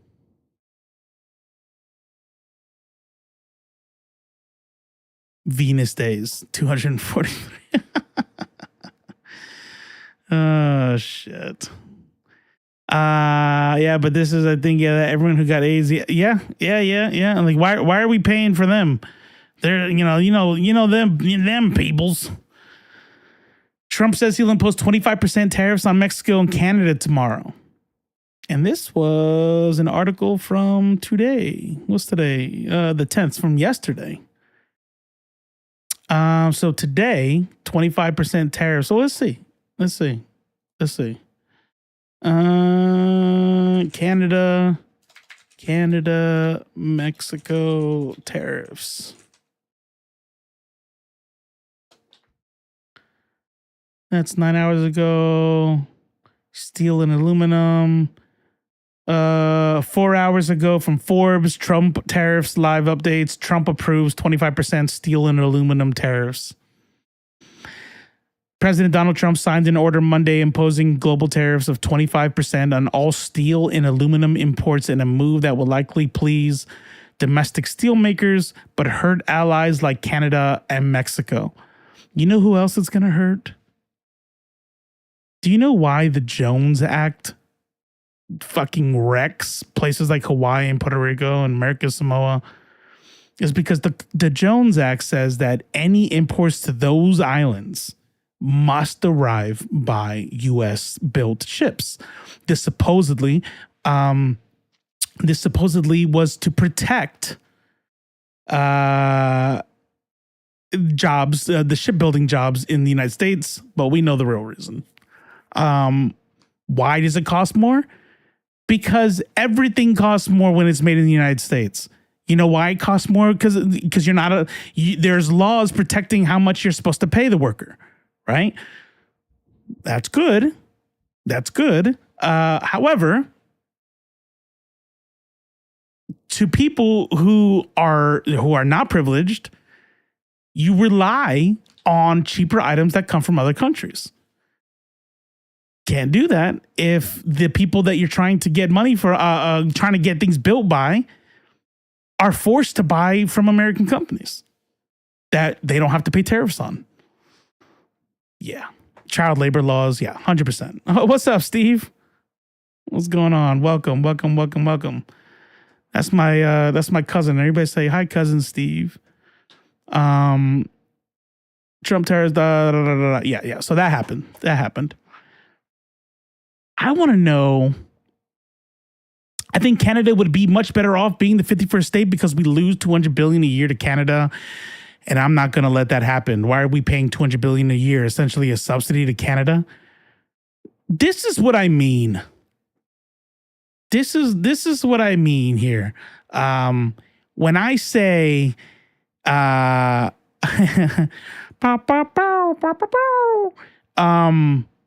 anybody else cry when Steve came in like a couple years ago and just said, "Hey, I know it's hard," and he was like damn near in character, and he said, he's like, I miss you guys and I want you guys to do well, bro. I'm too old for Blue's Clues, but my daughter, when she was little, watched Blue's Clues every day. My son watched Blue's Clues every day. And because he was always on TV for my kids, he was like a part of my life too. And he comes up, like all middle-aged and shit with a hat, and he's like, he missed it. And I'm like, oh, thank you. Thank you so much. How would that be better no, it wouldn't be better. So on Threads, I just get frustrated, and that's what I use my Threads for. Threads is my brain diarrhea, just splattered on Threads. I'm not trying to it's not monetized. I don't make money. I don't do engagement pay. It's just whatever I'm feeling at that moment, I'm going to go out there. And so one of the posts I made was like, we have by far the stupidest, most intellectually deficient leader I've ever seen. And I was in the military for 23 years. I've worked for all sorts of higher-ranking people, whether they be higher-ranking enlisted people, lieutenants, captains, majors, colonels. And I can tell you that I literally, and it's not hyperbole. It's not hyperbole, because if there's any place that is as close to a meritocracy as you can get, it's going to be the military. Right? So officers have to have college degrees, and there's even a meritocracy there. You can't be a dumbass. In a lot of ways. You could be a dumbass in some things, but you got to be good at something. You know what I mean? And I have never ever seen somebody with this much power be this stupid. And keeps failing up. Well, that's just because that tells you look, I know I say I'm a humanist, and I really try to be, but I think I'm a bad humanist because I think most people are stupid and most people are bad. They're not good people. I think selfless good people are the minority, and I don't even know if I count You know, that's not a pat on the back for me. Like I'm one of the, I don't know, when push comes to shove. You know what I mean? Do I let old girl hide from the Nazis in my attic? I don't know. I don't know. You know what I mean? Like I right now, right, in the comfort of my home, in the time right now, I would say, yeah, fuck yeah. I would help, you know, get people out of the country and start the Underground Railroad. And I don't know. Maybe it's like, I don't know about all that shit, you know? I got a wife, and what the fuck am I gonna do with my dogs? You know, you gotta go somewhere else. You gotta go. I thought you said humorist. No. Humanist. Trump's brain is syphilitic. Yeah. So we don't. Look. I know we're not. I know. I just saw this. See, this is the people. This is the people right here. This is it. I love when people come in here and like MAGA's not racist, and then they like say racist shit like the whole time. You know, these are the same MAGA that's like, we're not sexist. We don't hate women. What are you talking about? Like, okay. And yeah, he's fucking, you know who failed upwards on his knees is fucking Donald Trump. You know, like Mr. Draft Dodger, Mr. fucking cheats on every wife that he had, cheated on his wife when she was pregnant. But I know that's badass to you though, right? That's badass to you. Cheating on your wife with a porn star while she's pregnant, that's dope. That's a man's man right there. Fucking Christ ordained. Oh shit. Mr. fucking Bone Spur's bitch ass. He's getting shit done. Yeah. He's doing all the stuff that's gonna fucking wreck our country and fuck you over in the process. That's what's funny to me. But one thing that I want to remind everybody is, like, dumb fucks like Grim X13, you know, there's this idea of like fuck around and find out. And I don't think Grim 13 is going to fuck around and find out. I really don't. I don't think there's ever going to be a time where Grim 13 is going to go, I fucked up. I don't believe that. Because by and large, it's not because I don't want it to happen. I would love it for. I would love for. I used to be on the right. I'm not saying it's impossible, but there's something else happening here with these people, right? Like, think about what Grim 13 just said. Trump shit gets shit done. Like, the dude has the individual, I don't know, girl, guy, whatever, has no idea about the ramifications globally and domestically for what's happening, right? And when it comes to them, the cult is going to go, yeah, I don't care. I'm sorry. I'm an American. I'll pay more in gas if it means not letting China win. You know, like shit like that. I don't care. Okay. So when we stopped foreign aid, 1.5 million people died. How is that my problem? It doesn't matter. No matter what ramification from somebody as fucking decrepit as Trump, no matter what ramification that even if it visits upon them, they will never be able to see it. I am a 23-year combat veteran. I'm 100% disabled, VA disabled, okay? I have PTSD. I am the poster child for who these people are supposed to like respect and love and da-da-da-da-da. And they would, right? Until I open my mouth and they find out my beliefs. And now all of a sudden it doesn't matter anymore. But the reason why I bring that up right now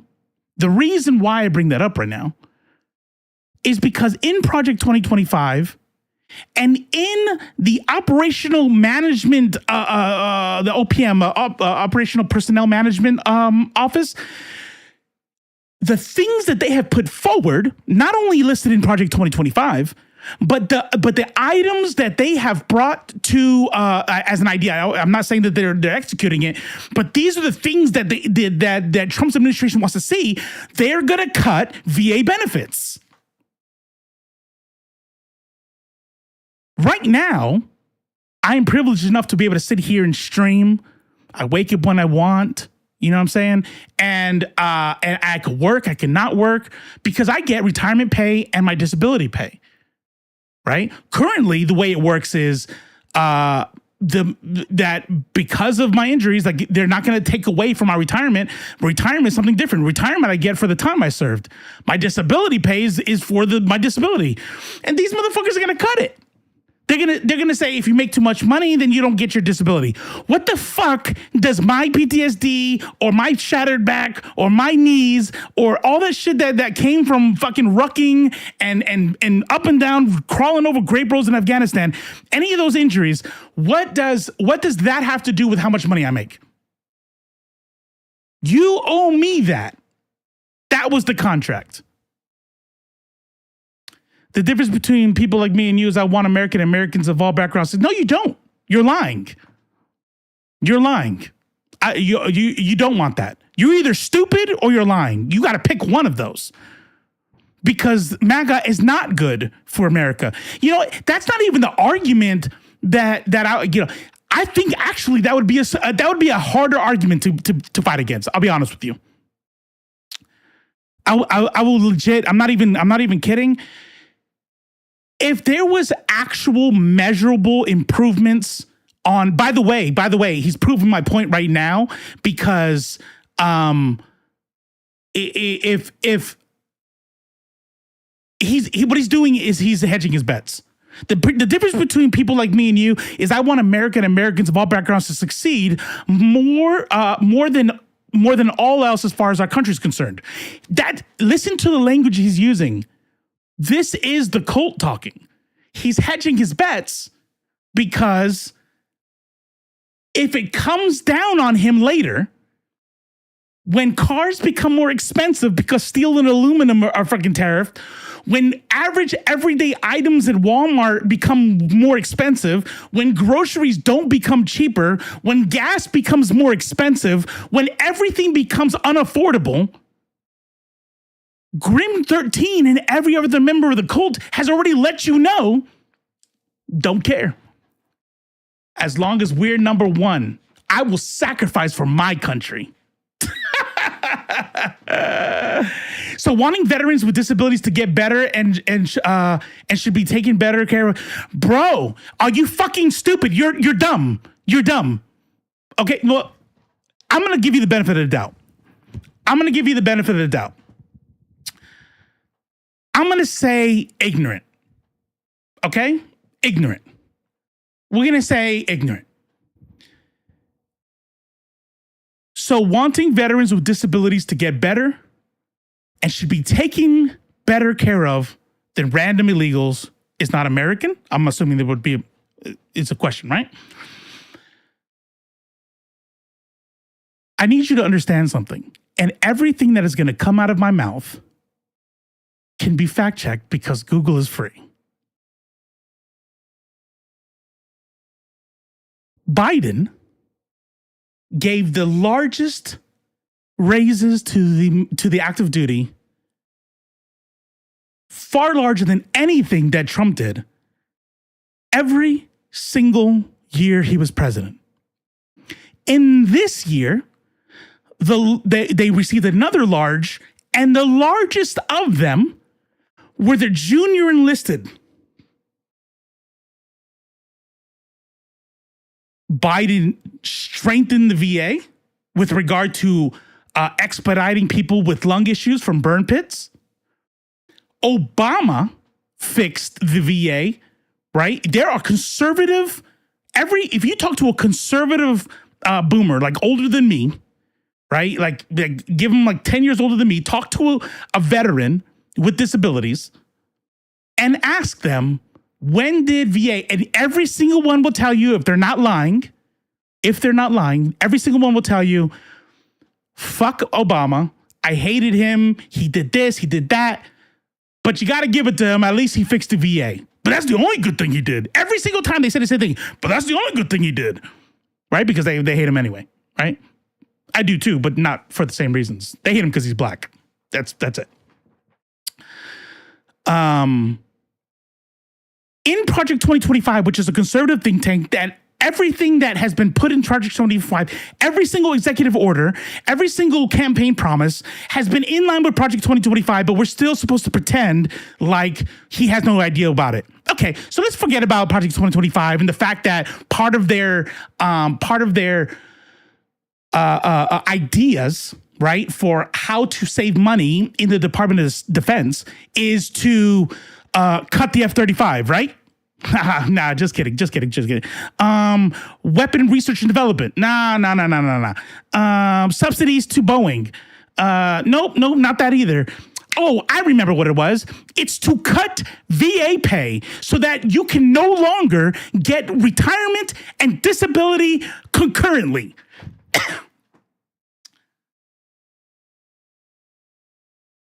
Do you know what the two that I've caught in this administration as ideas that have been sent to the president's office? One says that if you make over a certain amount, then your disability pay is going to get reduced.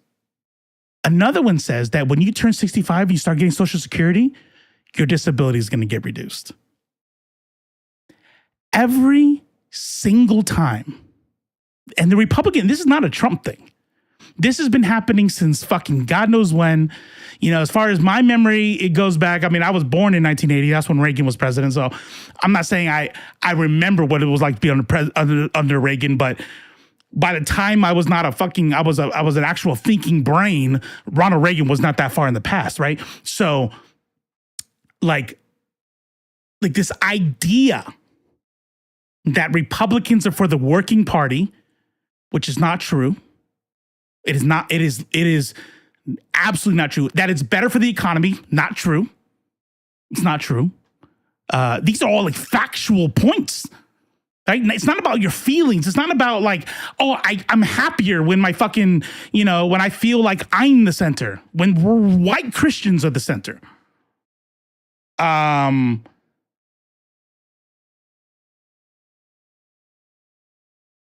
I will never fucking be able to figure out why. Never. Why? What is the most baffling part of the whole thing? Every single time a Democrat comes in, pay for the military goes up, budget for the military doesn't change because they're libs and they also have fucking investments in Boeing. They're not going to gut the military. As much as socialists would love for them to, like myself. What do you have against white Christians? What do you mean? Why do you think I have something against them? Well, you think because I don't want my entire culture and country to be centered around white Christianity, that means I don't like them? That's weird. That's a weird question to ask. They want to get rid of OSHA, the housewife. So when we look at workers, the thing that everyone says that, because anybody who says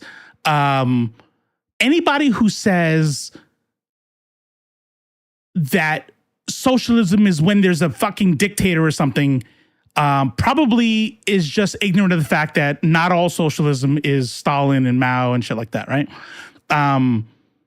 The entire premise of socialism is power to the worker. But you said had something against white, but you said, I don't know what that, we got to rewrite that one. I don't know what you were trying to say right there. Every single aspect of socialism is about power to people. Whether you agree with that, whether you think it's realistic, whether you think it can work or not, irrelevant. This is not about, I'm not getting into a thing about why socialism is good. That's not what I'm talking about. I'm talking about what is the basic premise of socialism. It's the worker having the means of production. It's about democratizing the workforce. It's about getting rid of the dictatorship of the bourgeoisie and giving the power to the proletariat, right?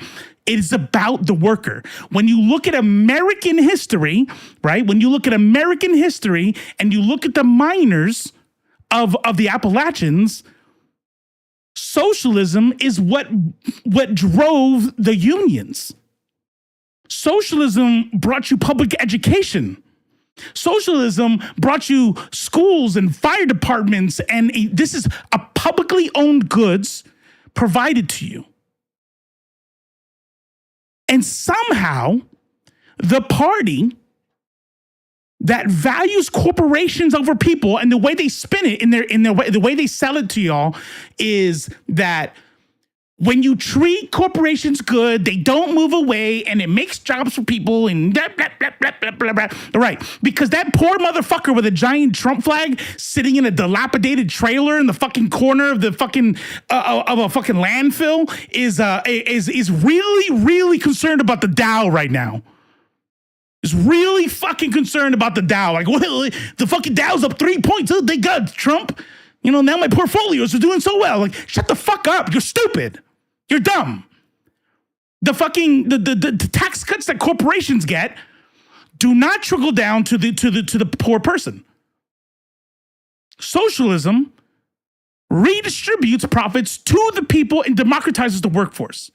How did conservative Republicans somehow get this brand of being? And you know who I'll blame?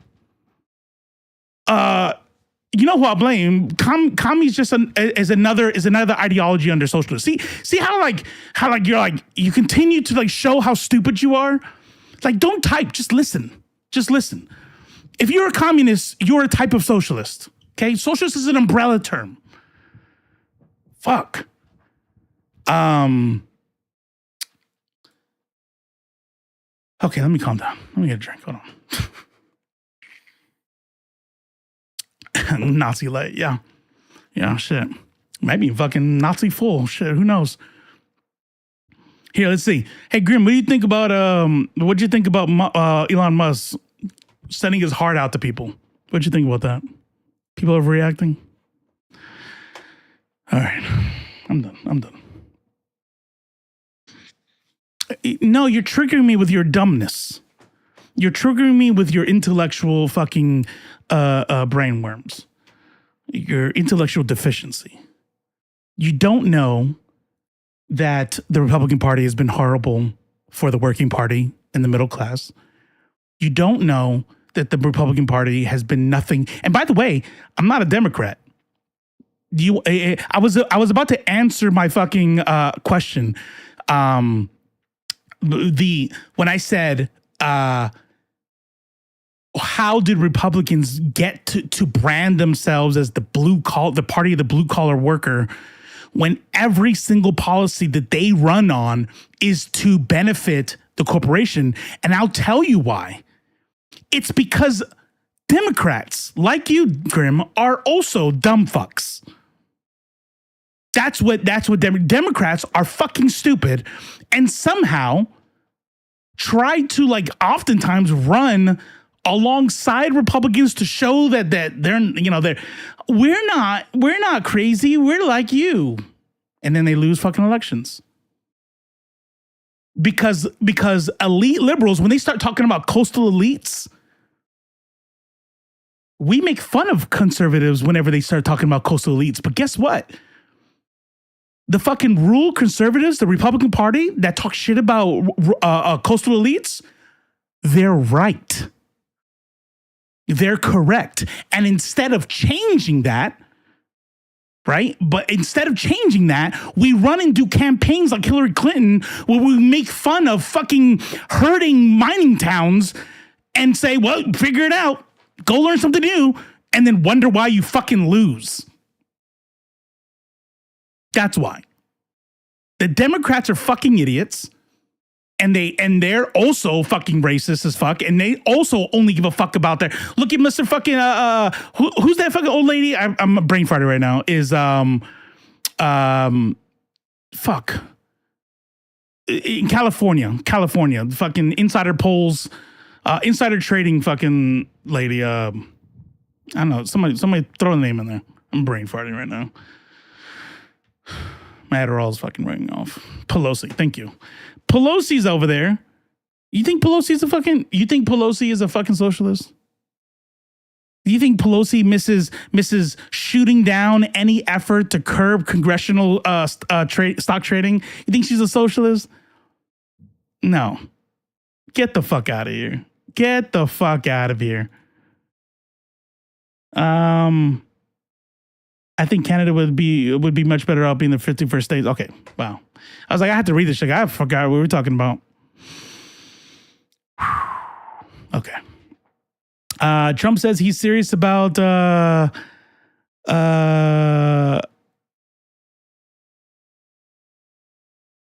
please tell me more about how you attract more followers. Okay. All right. Here's what I'll tell you, Grim 13. That's fair. That's a fair comment. Sometimes I think about that. Sometimes when I fucking go in, I think about that. I'm like, damn, I don't know if I should have done that. Sometimes I'm cool. Sometimes I'm not. But let me ask you a question. If I was cool and it was being like, oh no, man, I get why you think that, but here, have you thought about this? Could you see yourself being swayed? I think what is really hard about maintaining a respectable discourse is because to all of us here, the destruction of bodily autonomy, reproductive rights, trans rights, the saying I'm going to take Greenland, saying I'm going to make Canada the 51st state, and being serious about it. And when he's like, because everybody says he's joking. And when media says, hey, no, but for real, are you being for real? Yes, I'm being for real. He says with a straight face. Were you being serious about Greenland? Yes, I am serious about Greenland. And I think Greenland wants to be a part of the United States. He says with a straight face. If Panama doesn't fix the Panama Canal, we're just going to take it back. He says with a straight face. And yet his followers, and you know, the people who say he's just kidding, you know what that shows me? Is that anybody who says he's just kidding lets me know that they understand that is unhinged shit. And the only way they can make sense out of it is he must be joking, even if he's telling you to your face that he's not. The U.S. didn't build the big locks of the Panama Canal. Panama did. Yeah, absolutely. Absolutely. But check this out. I wouldn't care if we didn't. Because by that logic, guess who owns our railroad system? Who owns our railroad system? Who owns all of the plantations of the American South? I guess we got to give up a lot of property if we're giving it to people who built it in the first place, because most of the fucking America, let alone the fucking South, was built by enslaved Africans with black hands and black bodies. The Chinese built our railroads. The indigenous I'm just saying, I know Panama provided manpower in building the canals. Like, they acted like every person who was building the canal was an American. Was it American workers there? For sure, American workers were there. American workers and engineers. This was an awesome international effort to build this canal. It was awesome. But it's not ours.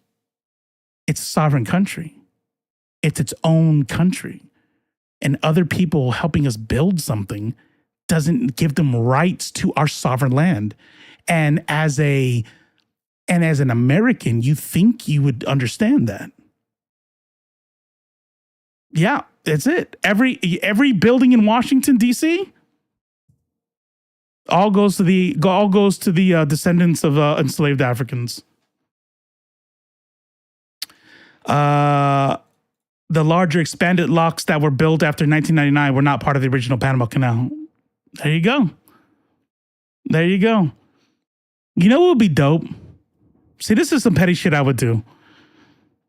I would do this shit and then Grimm would write me a letter being like, hey, President Robo, are you going to win are you winning hearts and minds this way? Come on. If I was Panama and knew I couldn't stop the U.S. from taking the canal back, right? Because fact of the matter is they can't. I would say I would want them to blow the fucking bigger locks. That's why. Look, you guys are coming in. You guys, I'm not going to pretend like I can stop you from taking it.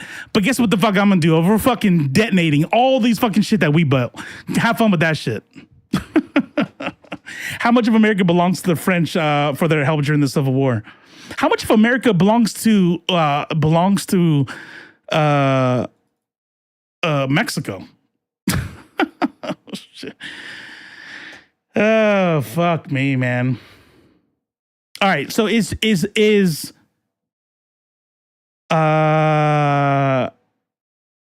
be like, China, do you want the canal? Man, I would love that shit. I would love it. That would be the most baller fucking move. If Panama got China on the phone and said, hey, get yours. Come take it. We're gonna call this a dual national zone. And unlike what happened with the United States, we're gonna allow you actual part ownership. And it's yours. And China will take that shit. And China will come down and bring boats around to protect it. And we'll see what happens. Fuck it. I'm retired. I'm not going anywhere. Nah, I wouldn't want that because the fucking Panama, you know who will pay? The same people who always pay. The poor and indigenous there. That's who pays. Is Canada taking the whole 51st state thing seriously? Check this out. Canadian Prime Minister Justin Trudeau is imploring business and labor leaders in his country to take President Trump's threats to make Canada the 51st state seriously. But Mr. Trump has it in mind that the easiest way to doing that is Trump has it in his mind that the easiest way to do it is, wait, hold on, because I know there are people who watch this in the background. If y'all wonder why I always read the things, it's because I know a lot of people watch this in the background. There wasn't anything before it. Okay. So talking about the whole absorption thing. So what had happened here, just so you all know, is that the media had been kicked out at this point. So there was a point where journalists were allowed in the room, and then they wanted to talk about some private shit, and they were kicked out. So there was no actual media, but somebody in the room recorded it and caught this part by Justin Trudeau. Mr. Trump has it in his mind that the easiest way to do it is absorbing our country, and it is a real thing. In my conversations with him, but Mr. Trump has it in mind that one of the easiest ways of doing that is absorbing our country. And it is a real thing. In my conversation with him and then it stops there. At a closed-door summit, they were picked up by a hot mic. He emphasized that a united front will be needed across the Canadian economy to resist what he expects to be punishing treatment from the U.S. in the next few years. Trudeau is set to leave office in a little over a month once the ruling Liberal Party picks his successor. Damn. If we go to Canada and lose again, I'm gonna fucking laugh. How many times have we tried to invade Canada and got our asses kicked every time? Let's see.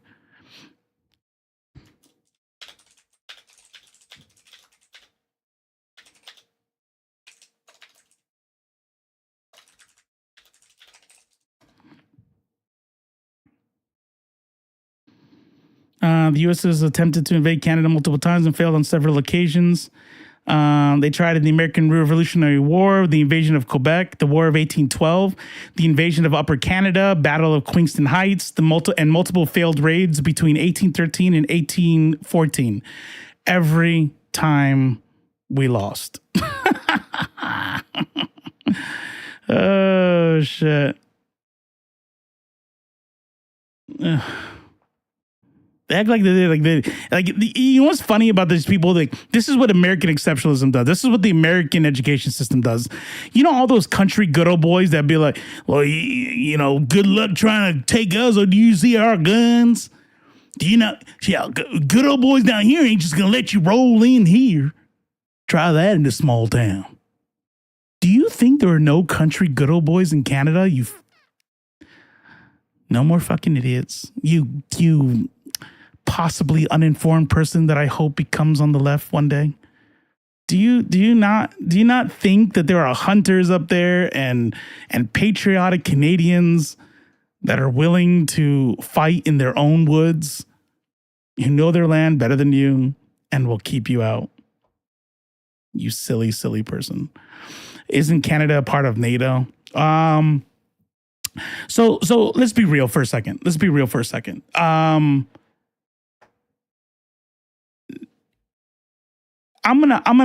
Okay, listen. I don't want to give Trump any credit for anything, but here's my actual honest take that I meant to say and that I forgot to say. Whenever we start talking about Trump's plans for Canada, Panama, Greenland, I don't actually think he means war. I don't think he's joking, but I don't think he means war. I don't think Trump plans he'll threaten, he'll saber rattle. But in his like dementia-riddled mind, what I think he's able to do is what he thinks is going to be able to happen is he will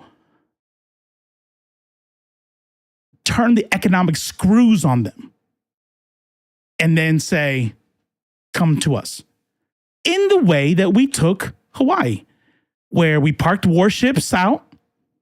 We went into the building and said, hey, you don't want to do this, right? Told the Queen, it's up to you.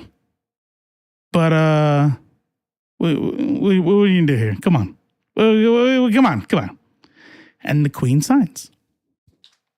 I think he thinks he can do that to these places like Greenland and Canada and Panama. I don't think that he thinks that he could actually march on them with military and drop bombs on them and take over a country without global consequence. I think even as somebody as stupid as Trump knows that would just be the beginning of BRICS' reign, right? What I think is probably more likely is that he would go to somebody like Canada and say, you guys cannot afford this, right? Like, did you see my maneuvering? Do you see my awesome art of the deal? Do you see how your economy's struggling and tanking because of me? If you agree to become our 51st state, then this will stop, and then your people will be good to go. I think he thinks he could do that. I don't actually believe he plans on rolling tanks into countries. Please don't do this. We saw what happened with the Viet Cong. They shoved their foot up our asses. Yeah. Well, I honestly believe that we would lose. God, Canada is so fucking huge too, and tons of those people are just fine navigating through that shit. They go through the fucking Canadian wilderness for fun, like no.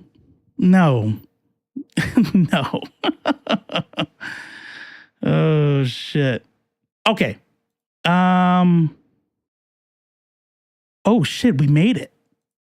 I didn't think we were going to. I'm not going to lie. I didn't think we were going to do it. I was like, man, I think I picked too much shit today, but we fucking did it. It doesn't. And we're not even at 2. We've been on it, doggone it. Even had time to bitch at some people a little bit. So that was nice. If we couldn't long-term occupy Afghanistan, why do we think we can get Canada? Yeah, no. Yeah. 100%. I used to, I'm not going to lie. I think, I used to think it was silly to say that we lost Iraq and Afghanistan. only because when you look at the death toll of the United States versus the death toll of Taliban and shit like that, I'm like, no, we went in there, removed them from government, and it was our country for 20 years, and we decided to give it back, right? That was like how and then I was listening to Richard Wolff talk, and I was like, he's not wrong. Like, no, it's a loss.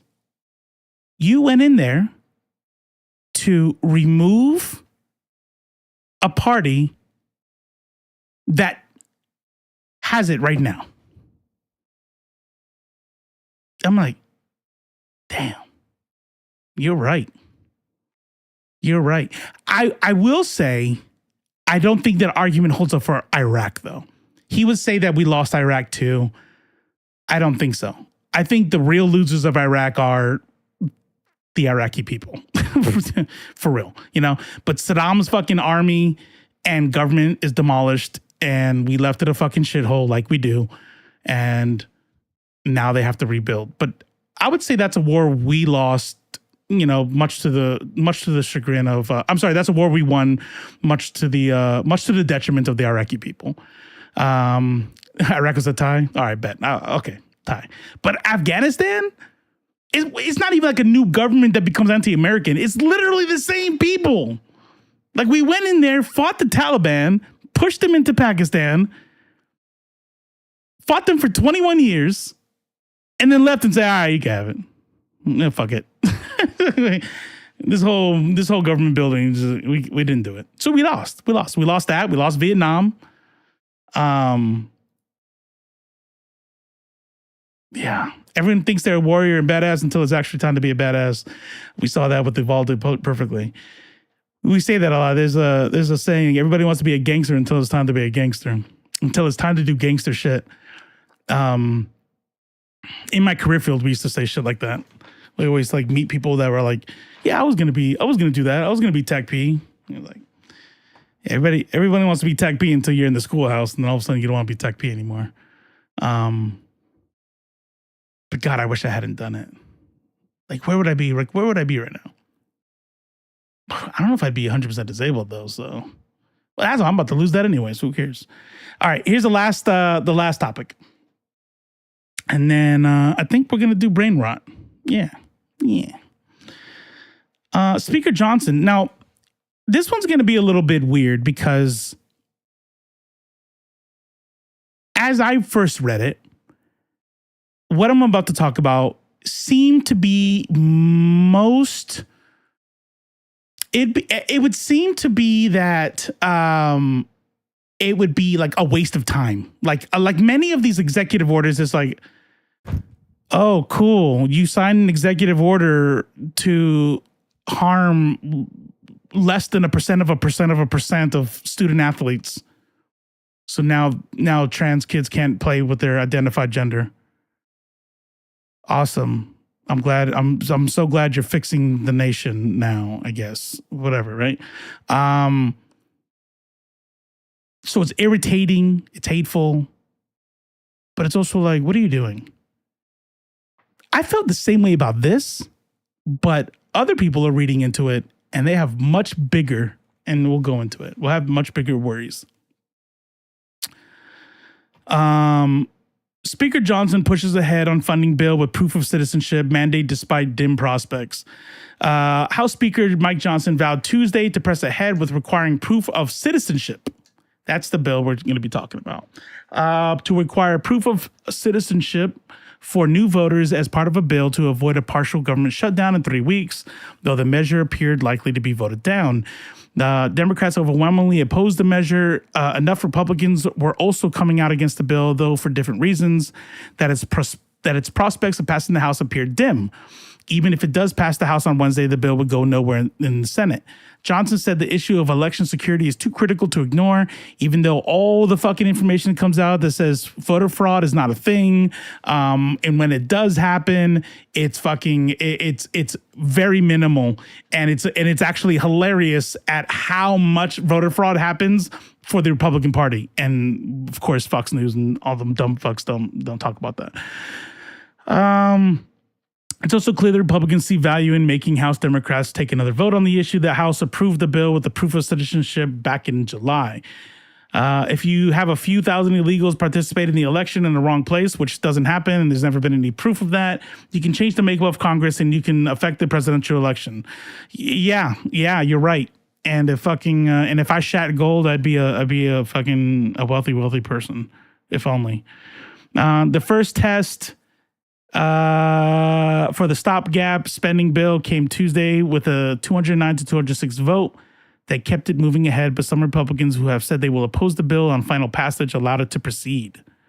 So I'm not confident that it'll pass. You know, they say that it doesn't have a chance in the Senate, but I'm not confident that there's enough people in the Senate to go against Trump, because they are the most.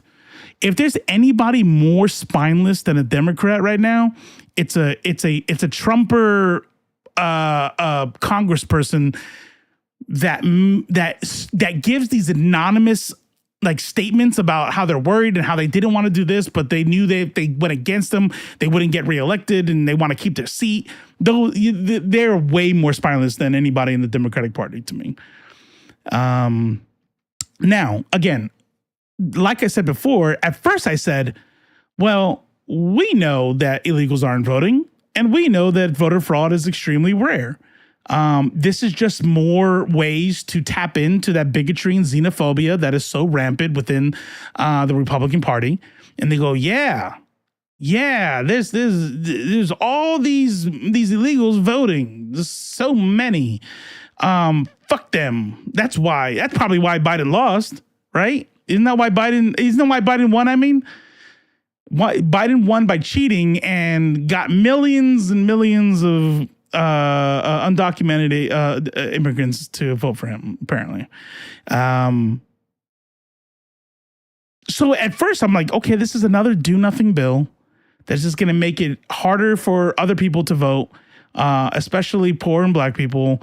Basically the poor, right? The poor who have who cannot travel as much, who a lot of times don't have the proper documentation that they need to go get, whatever.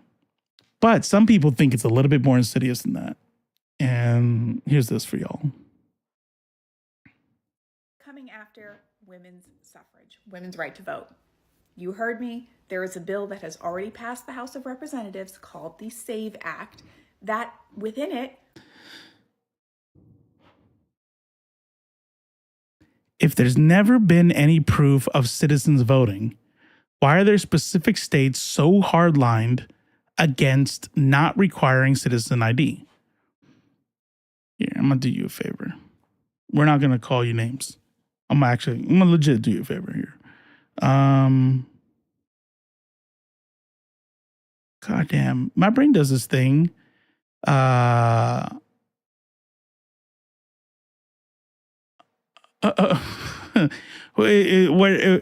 does that timestamp? Did you get the timestamp from that Mules movie, whatever, the documentary, air quotes?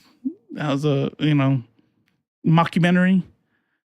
1,000 Mules, 101 Mules, or whatever it's fucking called. What is it? Last week with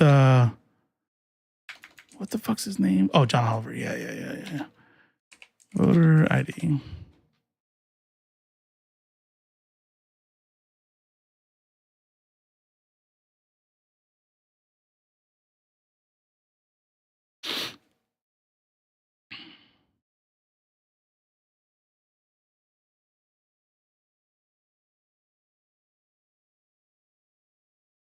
I think this is it.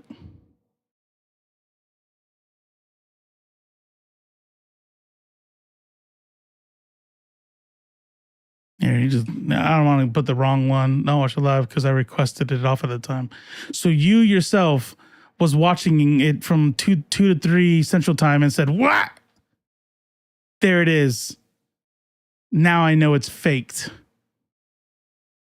How that did you do a independent investigation on it or something? Wow, that's crazy. That's good, man. Like, how many courts? Let's see how many courts, and then we can watch this video. How many courts shot down Trump election fraud claims?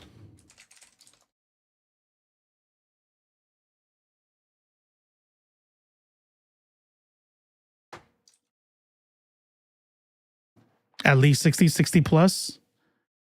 Following 2020 U.S. presidential election, former President Donald Trump and his allies filed at least 63 lawsuits challenging the election results. Out of these, 61 were dismissed by courts, often due to lack of evidence supporting claims of voter.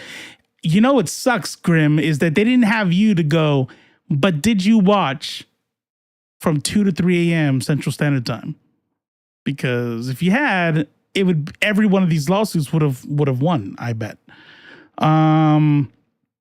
In summary, the vast majority. Okay, now I want to say how many of these judges were Trump appointed. And by the way, Trump appointed means the what is it called? The federal God, what's that group called? Following 2020, 38 judges appointed by Republican presidents. Additionally, an analysis found that at least 86 judges rejected Trump's election fraud cases, including 38 judges appointed by Republican presidents and several appointed by Trump himself. Even judges appointed by Trump upheld the integrity of the electoral process, dismissing claims that lack substance evidence. Because it was too hot. You know, judges are like, I don't know, that's too controversial for me. I got not guilty. Phew. That was a spicy one. That was a spicy meatball. Bro, these were Trump-appointed Republican judges. See, this is what I mean, though. You know, this is like, you're like, I don't have any delusions of convincing you of anything, bro. You were in the cold, my home skillet, and you don't see it. You don't see it. Do you mind? And I promise on everything that I don't care what the answer is. It's not going to be used against you. I'm just curious because I'm just curious how old you are. I'm 44. How old are you? Just curious. You're not 13. Please don't be 13. 35. I would say 35, there's hope for you. I'm trying to think of like where I was at 35. I was anti-Trump, but I was a conservative. Like I was upset that the Republican Party picked Trump. There were other people I wanted them to pick. But it's actually kind of good because unfortunately, many people have to be affected personally. That's why I don't ever give somebody shit. You know, there's a thing that happens where it's like, oh, now you care because it happened to you.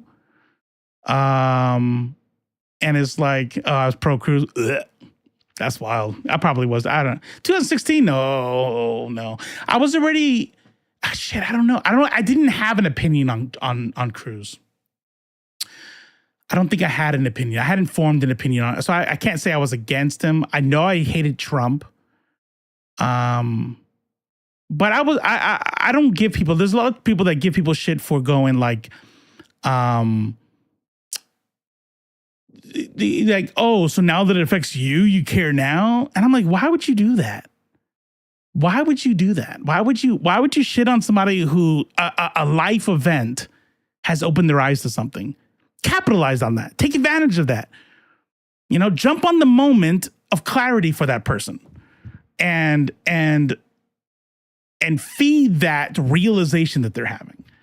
And I'm empathetic to that because I used to be a conservative until I saw the spike in racism from Trump.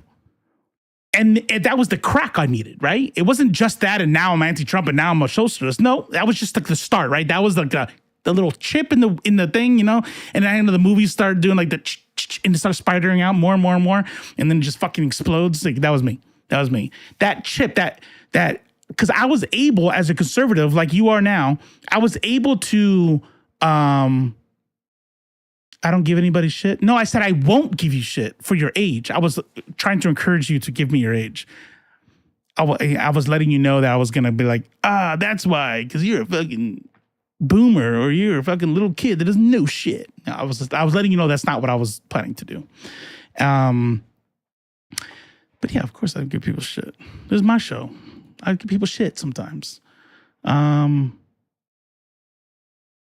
long story short is, that was a crack. And then I realized it, and then the racism, and then I got really disappointed with the people around me that I was able to lie to myself and say they weren't racist. But that I saw what was being said. I saw how they changed. I saw what they were being very, very much encouraged to be like, wow, this is the real you. Oh, wow. I had people who I thought were friends would say some of the wildest shit. And of course, to me, it was always like, yeah, but not like you, man. Like, I'm like, no, this is fucking wild. This is wild. And then that was a little trip in the glass, and then obviously I'm full, right? And so at 35, I would say I was about that age when that happened. I know people who woke up after that. So have you not seen racists from the left? Of course I've seen racism from the left. Of course. I would say the only people who would say that the left isn't racist are libs. You know what I mean? They're the people being made fun of and get out. Like, and I would vote for Obama a third time type shit. You know what I'm saying? Of course there's racism. There's racism. This is a racist country. This is a country built on white supremacy. Of course. All right. Let's bring it back in. I've been hovering around here and then I get distracted. The Voting Rights Act. Is it stupid? Is it a waste of time? She thinks not. Restricts married women's ability to vote. How is that possible? Well, as part of the law, it requires that the name on your voter ID that you show when you go to the polls match that on your birth certificate. Now, when women get married in this country, the majority of them change their last name to that of their husbands. Their ID no longer matches what's on their birth certificate. I can't. This is important, but I have ADHD. Okay, and now I'm gonna say this, and then I'm gonna focus. Okay, we're gonna stay on topic, but the focus is, so if it's a racist country, what if Bernie Sanders won, Grim? What if like the guy I would have liked to become president won? And Bernie Sanders starts pushing, and you start seeing more and more democratic socialism be built into our country. And the more you look around, the more socialist it becomes. And you're not allowed to say the N-word anymore. Just like, it becomes a really shitty place for Republicans. Where would you go? That's my question to you. Where would you go? Maiden name. Under this law, they would no longer be allowed to vote. Only their husband would be allowed to vote. There is nothing in the law currently that has any provision for name changes for marriage. And this honestly is straight out of Project 2025, where they want the man or the head of the household to have the one vote for the entire family. So this is the first step in attacking a woman's right to vote. As for taking away all of our voting rights, that can only be done via a constitutional amendment. The 19th Amendment gave us the right to vote, and the only way to permanently undo that would be another constitutional amendment. But what Congress is trying to do is make it as difficult as possible for as many women as possible to vote. So call your representatives, and importantly, call your senators, because it's already passed the House. You need to call your senators and say, hey, we do not support this. You cannot restrict a woman's right to vote just because she changed her name when she got married. Okay. So let's go to Save Act. American women, you should be wearing Victorian dresses. You should be wearing... Is this it? 22. 20. Oh, here we go. This is it right here. No. I want to see the bill.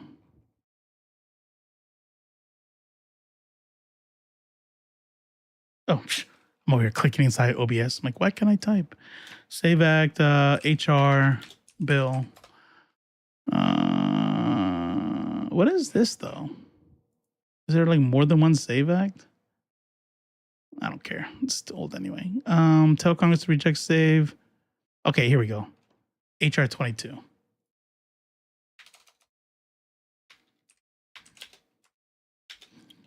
2025. All right, here we go. Let's check this out.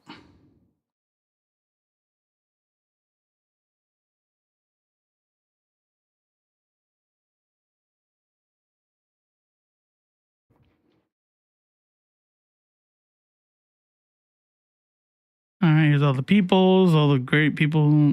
Crenshaw. That's that Cyclops dude. One eye.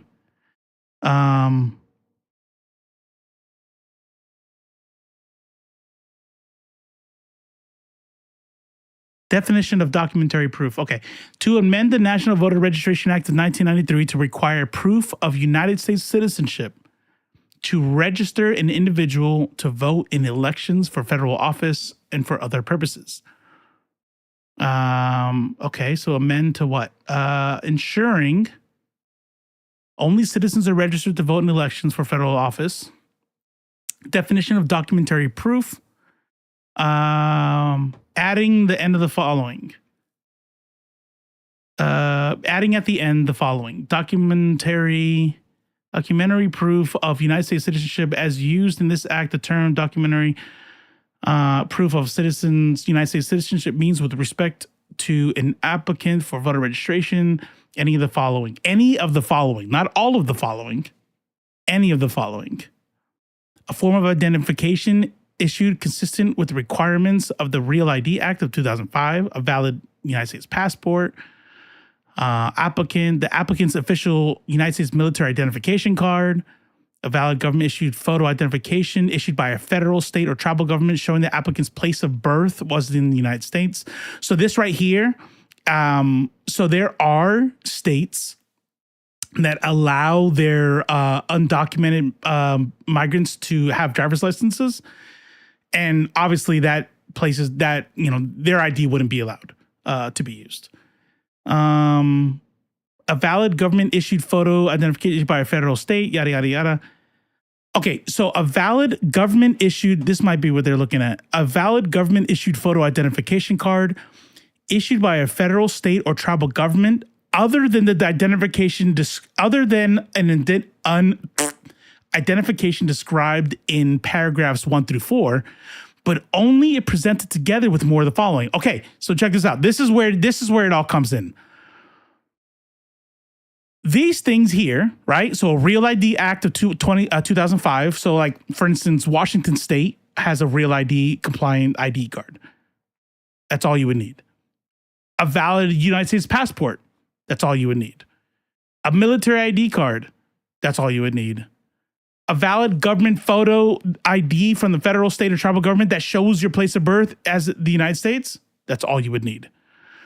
If it's not one of these four, it could be another federal, state, or tribal government issued, as long as it is accompanied with a birth certificate issued by a state, a unit of local government in a state, blah, blah, blah, blah. So as long as you include the birth certificate was issued by state. Yeah, well, so for Washington IDs, it's a Real ID. I remember that. And you have a passport. And you have a military ID. Like, you literally had all three. We don't live in Washington anymore, so not that one. But you have number 2 and 3, so you wouldn't need a birth certificate. And if you're in a place that shows your place of birth, that's all you would need. Now, mine does not do that. So, like Georgia.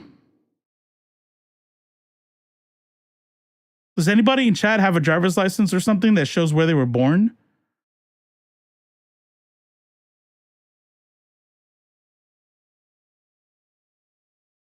Yeah, my sure shit does not.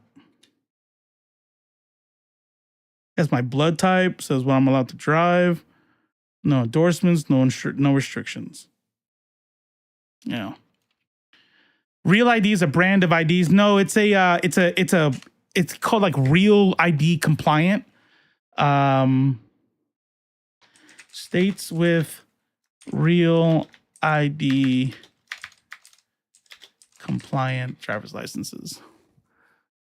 All U.S. states. Oh, wow.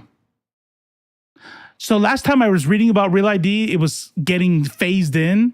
But apparently all U.S. states, the U.S. District of Columbia, and U.S. territories are compliant with the Real ID Act. This means they're issued driver's license and IDs that are compliant with Real ID standards. Look for a gold or black star in the upper right-hand corner of the license. Look for scannable code. So there you go. So if you have a driver's license. So I don't know. I just think that this is where you got to be careful right here. Okay. I'm not saying anybody's doing it on purpose, although it would be pretty naive to think that there aren't content creators out there who wouldn't do it for clicks, right? But I think that everybody is on edge. I think everybody is afraid, understandably so. I think that that it's really, really easy to read something and get scared without doing your, due diligence. So going back to that John Oliver video that came out, if you haven't seen it, just look up John Oliver voter ID video. It's really good. And it's the whole argument behind just go get a driver's license, right? And when we look at the section of our population that would have trouble going to get a driver's license or leaving their house, typically they are the elderly, they are the disenfranchised, they are those in poverty, right? So when you tell them you have to go get a Real ID compliant ID card from your state government or a federal ID card, there's probably time, money, transportation, accommodations, taking into account money and disabilities. And if it's something as supposedly sacred as voting, why would you add any barrier to that, right? That's not to say that I don't, that I find it unreasonable to ensure that somebody is a citizen of the United States. But that's what happens when you apply for your ballot. You apply for the ballot, you're checked to see if you're a U.S. citizen. If you are, then you get sent your ballot. Fill out your ballot, drop it off. Make voting as easy as possible. And you know how Republicans tell on themselves with regard to what they really want the outcome to be for a law like this? It's because every time someone pushes for automatic voter registration, they always voted down. It's weird. It's weird. Like you would, like what?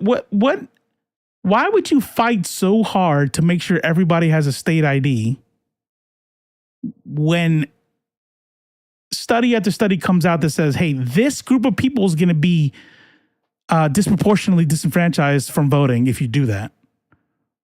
But whenever they vote for automatic voter registration, they fight against it.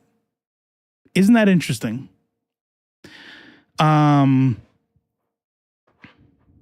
As someone who can and does live by a couple offices that can, it's about a 20-minute process, but it has to be during business hours, which a lot of people don't have time for. Yeah, that's another one. That's another one. You work in 3 jobs, you're trying to take care of your and you got to figure out a time to lose money from your job to go get this ID card when the government could just verify your citizenship when they send you the ballot. Here in Mississippi, our driver's license number used to be the same as our social. I remember when they changed it to not include that. I still renewed my driver's license without Real ID. Interesting. Yeah. So at any rate, this bill is just doing that. It's the thing that has been happening for years. This bill is just a fancy way to try to get people to go get a state ID. The only ID card that would require a birth certificate is an ID card that is not a Real ID compliant, not a passport, not a military ID, and not an ID that, not a federal, not a government issued ID that shows your place of birth. If it's outside of those four, so I have trouble. There's already enough problems with it without inventing more. You know what I mean? Like, we're already, by trying to do this driver's license thing, that's a problem. That's a real problem. To try to spin this into like, and whose IDs aren't going to match women, and they're trying to take away rights from, like, not to say that's unreasonable or that's something they wouldn't do. That's absolutely something they would do. It just doesn't read that way to me right now. And that's not even me going further, and I'm not gonna, to see if, like, what are the actual rules for that anyway. All right, let's do one contestant of brain rot. If you are lurking, new here, first time tonight, I apologize for not interrupting myself. I usually try to, like, halfway through the stream, introduce myself, but I am Robo, and this is Left Face, and I stream 3 times a week. Mondays and Fridays is right here on Left Face. Typically, we do something educational, and on, like, Monday, like last week, we saw a documentary on Democratic Republic of Congo. And then on Friday, we do the Fallout Report, which is just going through all the headlines about what's been happening on our failing nation. I didn't stream last Friday, so what we end up having is today I'm doing a makeup. So we're kind of doing a Fallout Report today on Monday.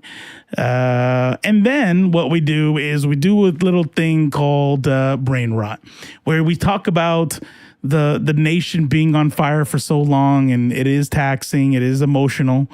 It does suck, especially now. And we just need to chill.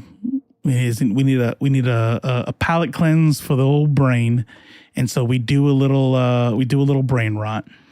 My favorite brain rot so far, I haven't, and if you guys join the Discord and have any ideas for other brain rots, the only rule about it is, and this is probably why I'm a microscopic streamer, because I gotta be the one entertained. Like, I want you all to be entertained, but not at the detriment of my entertainment. You know what I'm saying? Like, I have to find it funny. Which is not how you're not supposed to be an entertainer like that. That's not being a good performer. Performer is, you guys run the whole thing and I'll do whatever. Nope. If I think it's stupid, I'm not watching it. But let's see here. You sent me one here. Is that the same one? Oh, is that a new? No, that was the one from last week, huh? Let's see what's going on here then. 5 days ago.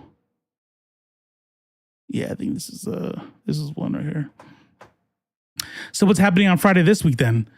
Well, it's Monday, and I have a feeling there's not going to be any shortage of headlines to do the Fallout Report on Friday still.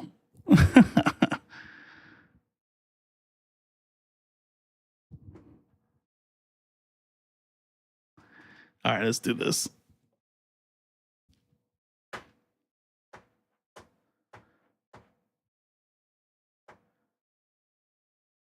So my Stream Deck will turn the volume down, but not back up.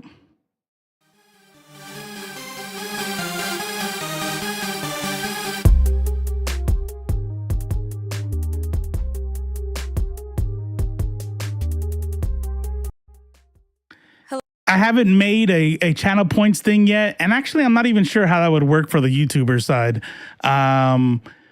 But so we're just going to keep it the same. Sometimes if it's boring, I find the healthy ones boring. I'm not going to lie. Maybe that's toxic of me, but I find the healthy ones. X Hammer, I see you. I'm over it. I'm done. Come argue with me on Friday. My brain, I'm out of it. I'm out of energies. I'm out of fucks. My fucks tank is on E. What about a command where we have like that red X come up? Ooh, I bet you there's something like that too. That's what I need to find. I need to find something like that. I need a plug-in for this part of the show for the brain rot. But until that time, if what we're watching is boring, like if this contestant is like, okay, they're just talking shit. Maybe I'm like entertained, but you all aren't. Just put in all caps skip. And if I see 3 people put skip up in all caps, then we will go to the next contestant. Typically, because we've already been streaming for a while, we're at 3 hours right now. I will do like 1 or 2 contestants, and then we'll say goodnight. So there you go. Hello, everyone, and welcome back to my channel. It's your host, Arlette, and we are here with another episode of Pop the Balloon or Find Love. And today we've got some beautiful single ladies lined up. Make some noise, ladies. All right, so we are going to be bringing out some single men one by one. When he comes around this corner, if you like what you see, you like what you hear, do not pop your balloon. However, if there's anything you're not feeling, we know. What do you do? I'm a licensed financial advisor. Wait, did anybody pop? I'm gonna say he's tall and he's not gonna. You guys ready? All right. Well, with that being said, let's go ahead and bring out our first single guy. Hello, welcome in. What's your name? What'd I say? I knew Gerald, how old are you? I'm And what do you do? I'm a licensed financial advisor. DSB. This is DSB's therapy. This is his exposure therapy for his anti-tall guy bigotry. I'm also a real estate investor. I'm a landlord, and I'm a as well. Landlord. Pop. Done. Oh, okay, nice. Now, what are some things you like to do for fun? Well, I enjoy working out. I enjoy spending time with my children. I have 2 children. I love exploiting people's need for housing and profiting off that. You know, it's really cool. It makes me happy. Children from my previous marriage. Okay. And I think just personal development. I enjoy reading as well. Okay. And how old are your children? I have a 13-year-old and an 11-year-old from my previous marriage. All right. Wow. See, all you got, if you're attractive, got a deep voice, and you're tall, and you got a good job, you could even have kids. You could have teenagers. Oh, wait. No, we do have a pop one. I didn't hear a pop one. Damn, I missed it. We do have one popped. I think what's primary for me is having a relationship with God. Also, I want a woman who understands emotional intelligence, which is very important, and somebody who comes with some experience. I'm looking for a woman who's able to help me grow as much as I'm able to help her grow as well. All right. Now, what are some deal breakers? Well, I would say not wanting to actively grow in your relationship with God. I'm not looking for anybody who's perfect. I'm not perfect at all. And I would say somebody who is not ambitious. You know, not looking to create a legacy. All right. Yeah. Okay. So, all right. We did get a pop balloon. Let's go on over there, see why. Please be an atheist. Please be an atheist. Right. Let's start with your name and age. Chanel, 32. Chanel, what do you do? I'm a pro makeup artist and a licensed esthetician. All right. Nice. So why did you end up popping your balloon?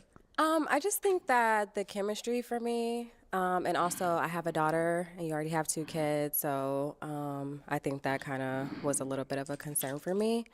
So there you go. But you look great. Thank you, and I think that's okay. I understand. No problems at all. Thanks. All right, and now for the kids, like you want someone with no kids or? Preferably just one, because I have a daughter, so, and I also want to have more kids, so that's just my preference. So it has nothing to do with anything as far as appearance or the way that you speak. It was just those things. Thank you. I do want to have more children. Okay. I had children at a young age, so I'm looking to recreate what I wasn't as great at doing. Hammer. He said, I want more children. Pop. Hammer, that link's for you, homie. That link's for you. That is okay. What do you mean by that? Like, well, I'm comfortable knowing that when I was young, I made mistakes in my previous relationship. Okay. I've grown into a better man, and so I'm open. I have a lot to give. Okay. I'm a great father raising my children, and I have a lot to give, so I'm looking to do that again. Okay. Yes. Yeah. So is she someone that's your type? I think she's a beautiful woman. Thank you. Yeah, I would have to probably get to know her a little more, but she is a beautiful woman. I'm attracted to her. Thank you so much. Thank you. All right, we take it another pop back over here. Your name and age. Farah, 31. Okay. Farah, what do you do? I'm a singer model actress. All right. Now, why did you end up popping your balloon? I just don't feel the chemistry. Okay. And like what way? What's You know, like that instant, I'm looking for that instant connection, and I don't really feel that with us. okay? But is he someone that I feel like that's a approach fake you? smile. Yeah, he's handsome. Thank you. Now, is she someone that's your type? Well, I think she's beautiful. While she may not be my type, I do find her beautiful. Thanks. Thank you. Take it another pop back Thanks. over here. Your name and age. I'm Erica. I'm 35. Erica, what do you do? I'm a Well, registered. they keep popping because the both times they popped is the kids thing. Someone popped because he has kids, but then like one of the girls was talking about the fact that he might not want more, and then when he said I do want more popped. Like nah, I'm not trying to have kids. Registered nurse. Thank you. And why'd you end up popping your balloon? The only reason I popped my balloon is because you said you wanted to have more kids. What'd I say? I'm just done in the baby making department. My oldest is almost 17, and then my baby is almost 13. So I want a man that I can travel with and build a life with, but I'm not necessarily looking to have more children. I think that's very understandable. I just happen to have so much to give, and I raise my children, Right. and I want to give a lot to children because I believe we have a responsibility to raise good children to have an impact on the world. And I completely respect that. I think that's beautiful as a black man for you. I to find say it that. I so appreciate you annoying saying whenever they Thank feel like you they need to very much. explain Thank you. themselves. Best of luck in your search. Thank you. You too. All right, Absolutely. now is Erica someone that's your type? Erica is beautiful, definitely very beautiful. I think she's a very beautiful woman. I find her attractive. As far as my type, I'm not sure, but I do find her very attractive. Thank you. I think over time, we're getting to know Erica. She might become more of my type. Okay. Erica. If you can compromise on them kids, I don't know. I don't know, but I mean, you're a handsome guy. You're very well put together. You're Thank very you. well spoken. Like Thank I you. said, I appreciate what you said about having children and having more to give, and I think that's a beautiful thing. And I will say it again, as a black man, to want to be involved in your children's lives, I think that's amazing. So Thank you She so said much. she's You know, all it's right. interesting- It's interesting that you've said that. With having two children, which are grown now, you know, it can be somewhat of a space where I may want to consider not having children, but it's just on my heart. My heart desires to give more. You know, watching myself raise my children, some of the things I didn't do right, I want to redo. I understand. So that's really what it is. All right, let's go down over here. Yeah. It's like I feel like every time one of these dudes name and like age. talks a lot, My name is Letitia. they start popping. And Letitia, what do you do? I am a Just- crypto investor. Oh God, So pop! why'd you end up popping your balloon? He's handsome. I'm a well-dressed, crypto investor. Means I'm broke. I not don't attracted to have a the job. face. I'm sorry. Thank you. No need to apologize. Right. Thank you. All right. And now, is she someone that you would approach? She your type? I think she's beautiful. Thank you. She may not be my type, but she is beautiful. Thank you. You're welcome. Let's go on over here. Name and age? Nadira, and I'm 34. Nadira, what do you do? I'm not gonna lie. Like, okay, landlord, super Christian, all that stuff. Okay, fine, right. But outside of that, and he talks a lot, but I talk a lot.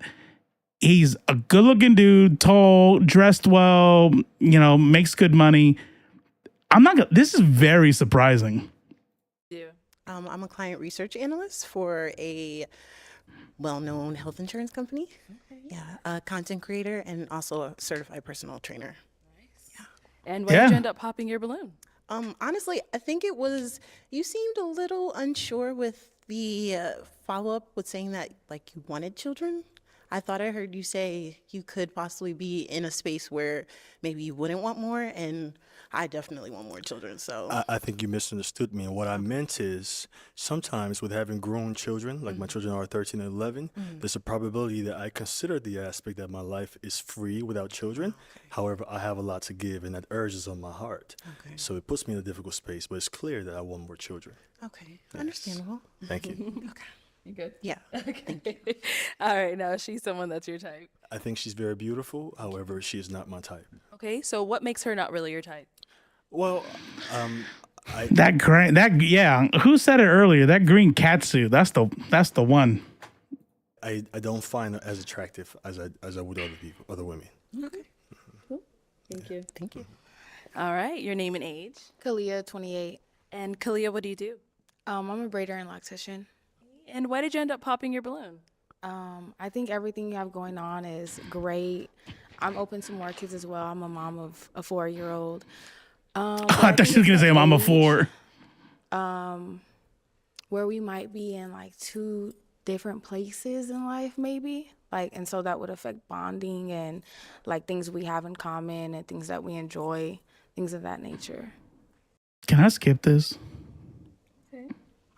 That's understandable. I think those are things you can learn over time. Right. While I do respect how you feel, It's the same. It's the same answer. You know. Yeah. No, she's someone that's your type. This one's toxic enough. This one's not. I do think she's beautiful, and yes, she is. Is toxic or is not toxic? All right. Let's have your name and age. My name is Sherelle, and I'm 30 years old. Sherelle, what do you do? A licensed insurance agent and a Christian content creator. And why did you end up popping your balloon? No, better question. Why did you look at the camera like that? You fucking weirdo. And I'm a Christian content creator. Sherelle, and I'm 30 years old. Sherelle, what do you do? A licensed insurance agent and a Christian content creator. Camera. And why did you end up popping your balloon? He's dressed really nice. I think when he mentioned about not really sure about having more children, that kind of threw me off a little bit because I do have a son and I would like to have more children. So, yeah. Okay. I know you clarified a little bit what you said there. I don't want to be repetitive, but I do respect your opinion. I do want to have children. Thanks for the follow. I'm decided on. However, like I said before, with the fact that I have children that Damn it, Dave. At a grown age, there is the urge to want to consider not having children. But again, I have a lot to give, and I love raising children, which is why I have a beautiful relationship with my children. So, yeah. Okay. But thank you. Now, is she someone that's your type? I think she's beautiful. I don't think she is my type. No. What? And why not? No, like just say what your type is. So we had tall girl, not his type. Small girl, light skin, not his type. Thick, dark skin, not his type. She's beautiful. I think she's gorgeous. Not his type. What the fuck is your type? I was really hoping there'd be some white women on here. I think she's a little skinny for me. Yes. Skinny? Thank you. Yeah, she's skinny. Right, that's true. That's true. She's not like old girl and I still got a balloon though. Light skin is my type. Boo. We like chocolate here. No, I'm just kidding. Like what you want. I'm just kidding. All right. So we do have 2 ladies with their balloons still left unpopped. Go ahead and ask these 2 ladies a question to see who. Yeah, Lee. Okay. So, in the most difficult times in your life, what do you typically resort to? Or anything for that matter. Nah. Let's have your name and age first. My name is Alexandria. I am 36. And Alexandria. Beta. There's something new about her. Not new. Something about her face now that she's up close. Yeah. Sleep, alcohol. I play Marvel Rivals for like 12 hours straight if I'm feeling like depressed or something. Yeah. Like, why? What do you do? What do you do? I am a licensed hairstylist. I'm also a fitness influencer and a Leo. Pop. And if you want to go ahead and just answer his question. Pop. Definitely God. Like, I was raised in a church. I always run to God, no matter what's going on. Bro. And Millie, what do you do? I'm a chef. Like, I used to think I already know who's going to pick. Remember that one that I was blown away. It was the one who I found the least attractive. She was dressed up homely as. I would think that he's gonna go with the green, right? But I don't know. I don't know anymore. Okay, and if you want to go ahead and just answer his question. I'm a God-fearing woman, so God is everything to me, and I talk to him on a daily, so I'm running to him before I do anything. I thought she was gonna go, ain't you reading the freaking friend yet? Ain't you reading the freaking friend yet? And then while we're here, before we walk back, do you have any questions for him? I don't. No questions? I don't. I just got a brain freeze. So All right, we're gonna go back that way. If you got one, That's a compliment. yeah. Okay, we'll come back. Do you have any questions for him over here? Absolutely. So, when you said mistakes in the past, what type of mistakes? Well, I was young when I started having children at 20, 21, and then I got married later on. But the mistakes were that I was not very faithful. And those are things that I've grown into a better man, and I'm accountable in my actions. I've learned to be a better person. I've built a closer relationship with God, and he's helped me through my commitment and being committed to a woman. Okay. So how did you go about that? Was it therapy? Was it just getting closer to God? Like what, held you accountable? Well, I not only did I built my relationship with God and took some time off to really examine areas of my life that I needed to improve, because when you have children, you start to get a reflection of yourself, and there's a kind of a responsibility to want to exemplify the best example for your children. So that really helped me continue to want to be accountable and grow. Bruh, I don't give a fuck. Who did you pick? Yep. All right, Missy Elliott. Okay. Yep.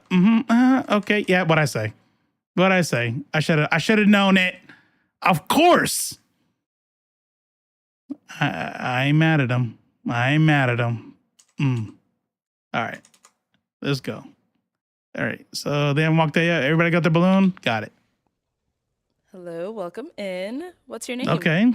My name is Ferris. I go by TJ. TJ, okay. I already want to skip it. If you don't come out looking like a clown, then something.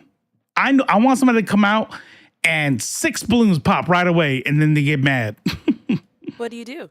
I'm a upholsterer and a fitness coach. All right, and TJ, how old are you? I'm 36 years old. 36, okay. Why you want to keep this one, man eater? Shouldn't you be asleep? Don't be worrying about any dudes on here. Now, what are some things you like to do for fun? I like to spend time with family, go to the gym. Shut up. Daughter, but, yeah. Okay, and how old is your daughter? She's 15. 15, okay. Teenager. Now, what are some things you look for in a woman? I'm looking for a woman who's, God-fearing. She is this a Christian dating show? Like, what? I'm noticing this coming up a lot. Basic. Okay. Now, what are some deal breakers? Deal breakers, not taking care of yourself, not God-fearing, know where you're going in life, so, yeah. Okay. All right. So we have not got any pop balloons yet. So let me hand you a pick. I'll have you hang on to that. And I am going to have you start off by popping 2 balloons. So whoever's not really your type, whatever it may be, go ahead and pop those 2 balloons.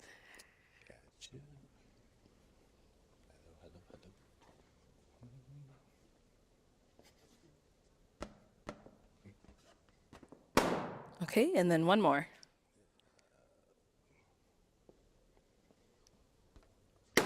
Okay, let's start right over here. Your name and age? Letitia, and I'm 30. Okay, Letitia, why did you have your balloon unpopped? He's fine. Okay. So, why did you end up popping her balloon? He's got that suitcase-itis though. To the other, that's all. Cool, thank you. And then you popped one more down here. Your name and age? Millie. When you got dudes that walk like they're carrying suitcases, but their lats don't match. He's good looking. So. Got it. And now why'd you end up popping hers? Same thing, just interested in others. That's fine. All right, cool. Thank you. All right, let's head on back. I don't need you in here making right, so sense and shit. 6 ladies remaining. Go ahead and ask them a question just to help you narrow it down. See who's more of your type. Yeah. So, what does faith look like in your life, and how in your relationship? Nah. Let's just see who we got. There has to be like an entertaining one, okay? Who did he get? Who's that? Okay. All right. Okay, so casual clothing. I guarantee we're getting pops right out the gate. Maybe that makes him upset and he starts getting toxic. Let's see. Johnny, how old are you? I'm 34. 34? Okay, what do you do? I am a risk taker. I'm a road runner. I'm an entrepreneur. And last but not least, I'm a personal trainer. Nice. Alrighty. So what are some things you like to do for fun? I like to do a lot for fun. I'm a big hiker because I moved out here to Phoenix because I love mountains and hiking, working out. It's a big fitness community out here. Yeah. It's easier to stay fit because you don't got to hibernate in the winter. I like to go out to eat. I love seafood boils. You know, all y'all know y'all love seafood boils. So don't even. But I love. My girl in red's like, no. You know, get some no. work out, Okay. you know, Nice. other habits, smoke a little bit. Poo maker. Just a little bit of thing. I ain't gonna lie, I mean, sure. It is what it is. So now what do you look for in a woman, Johnny? I look for a woman that know how to listen, respect her man. I know that, you know, God is See, first, like this part right here, I'd be like, can I just go? What does it matter what I'm looking for? Provide, you gotta respect him to a degree, and you know, Okay. you know, let him lead. Got it. Now, what are some of your deal breakers? Let him Deal lead. breakers is someone that is just straight up atheist or don't believe in God, don't have any kind of faith. If you don't work out or at least keep up with your body, if you don't like to have fun, like I like to, you know, go out of town. You know, just that's about it. That's good. Okay. So we got some pop balloons. Let's go on over there, see why they ended up popping. Listens to her Your man. name and age, and why did you end up popping your balloon? I'm Erica. I'm 35. That girl in red is skinny, but she's super pretty. Or you're a road runner. Yeah. Oh, see. Like, what does that mean? Okay, What you so doing? I'm glad you said that because I knew it was gonna come up. But the name of one of my business is called Road Runners Rentals. I do tours, Airbnbs, and I transfer things from like place to place using like another app called UShip. I combined it to one big company, Road Runners, and I like to say I'm a road runner because of that. Yeah. All right, I see you, black man. Yeah. Okay. I'm glad you clarified. That was just a little scary for me, but I'm still gonna pass just because you're a little younger than me. I have 2 kids, and I kind of want to settle down and you know then travel with my man, and you know, but. You're so young and you still have a lot of kids. Christian's absolutely okay with that. All the shit they do. You're just a little young. Yeah. I get it. That's all. But you're handsome. You're well spoken. I'm proud of you for your business. I think that's important to say. So, yeah. Appreciate it. Snow. You're beautiful as well. I know. I know how I go. I'm sorry for cutting you off earlier. But you're objectively beautiful. All the women here, I'm kind of like shocked. You know, I'm sorry, I'm stuttering. But everybody's objectively beautiful. Nobody can tell y'all not. So. Oh, thank you. Thank you. That's so sweet of you. Thank you. Let's go on over here. All right, your name and age, and why did you end up popping your balloon? Farrah, 31, and I popped because I didn't know what a road runner was either. Your career kind of caught me off guard, and I'm just looking for somebody that, you know, you sound unsure about what you really are looking for. But I do love Nirvana. I love your dimples, and yeah. Okay. So you said he sounds unsure? He sounds kind of unsure. Like, you know, he was like, as long as she's not atheist, and, you know. I wanted to hear a little bit more from you. I mean, you could have kept your balloon and asked me more. I mean, it's kind of nerve-wracking, you know, sometimes you might have something planned, but then like, oh, yeah, I forgot to say it. So, That's true. That's like, true. it's a couple of more deal She's super breakers pretty, for me. too. It's a couple of more things that I look for in a woman. But Nah, because I tell you, listen, let me tell you something about dumb answers like that. That it's not the answer. You know what I mean? Like there's something else. There's a vibe. You know, he's young. You know, he was saying some shit that rhymed at the beginning, and they're like, nah, I'm not feeling any of this. I don't care. I don't care about the rest. But then it's like, then he's a nice guy, so they don't want to be like, oh, I didn't find you attractive. And you know what I mean? Like compared to the other dudes that came in here, you look broke. You know, like nobody wants to say that. So like, your age. Yeah. Give him too much credit. Look, the one in the black is, and the one in the red, the green one's gone. They are clearly the most intelligent woman in this lineup. Just saying. You know, like I said, I was thrown off guard because all this beauty up here, you know? Yeah. That's it. But you know, I'm easy to communicate with. That's another thing I like in a That's not that. No, the green wasn't light skin. woman, like someone that that's easy to communicate with, and not just easy that you both have good communication skills together. Right. You don't first resort to arguing or anything like that. You know. That's true. That's true. So communication is key. So just It will be the one in the red, but I'm too insecure to date somebody that tall. I'm like, nah. You mean I'd be out here making me look like a bitch? He said Roadrunner. Yeah. Okay. All right. Ooh, look at me shiny as hell. Ladies and gentlemen and NBs, that is a show. And I felt like, I'm not gonna lie, I felt like we failed on our brain rot tonight. I feel like it was good. It was a good cleanse, but I don't feel like I laughed enough, and so we'll figure it out. You know, we'll figure it out. If anybody has any good ideas, if anybody watches this stuff and like, oh, this is a good one, right? So we don't have to like search. Except, excuse me, I don't watch this on my off time. You know what I mean? So I watch it here with y'all. So send me links. Go to the Discord. If you're new here or you're out there lurking, we do have a Discord. We have a section for video games and nerd shit, but then there's also a separate like politics section where we like you could talk, debate, and share links or whatever. And if things get too like I'm tired of notifications about the world being on fire, you could just mute the category and you can still get notifications for the nerd shit. I'm also live on Thursdays at 7 p.m. over on the YouTube channel Blurred Without Fear for Nerds of Culture, where we call it the Woke Shade Room with a dash of sazon. And myself and Ernie, the Blur Without Fear, do a nerd podcast out that way. So thank you. Thank you, everybody, for being here. Thank you for supporting, sharing, chatting. Hell, even if you didn't chat and you were just looking in the background, I appreciate you too, because that is watch time and that does help. And so what's today? Monday. So yeah, check me out on Blurred Without Fear Wednesday at 7 p.m. And if not there, check me out right back here at around 8:30, Put the notifications on. That way you don't miss it. Friday around this time, same place. I love you all. Take care. And remember to get involved in your community. But while you're out there taking care of other people, don't forget to take care of yourself. I love you. Take care.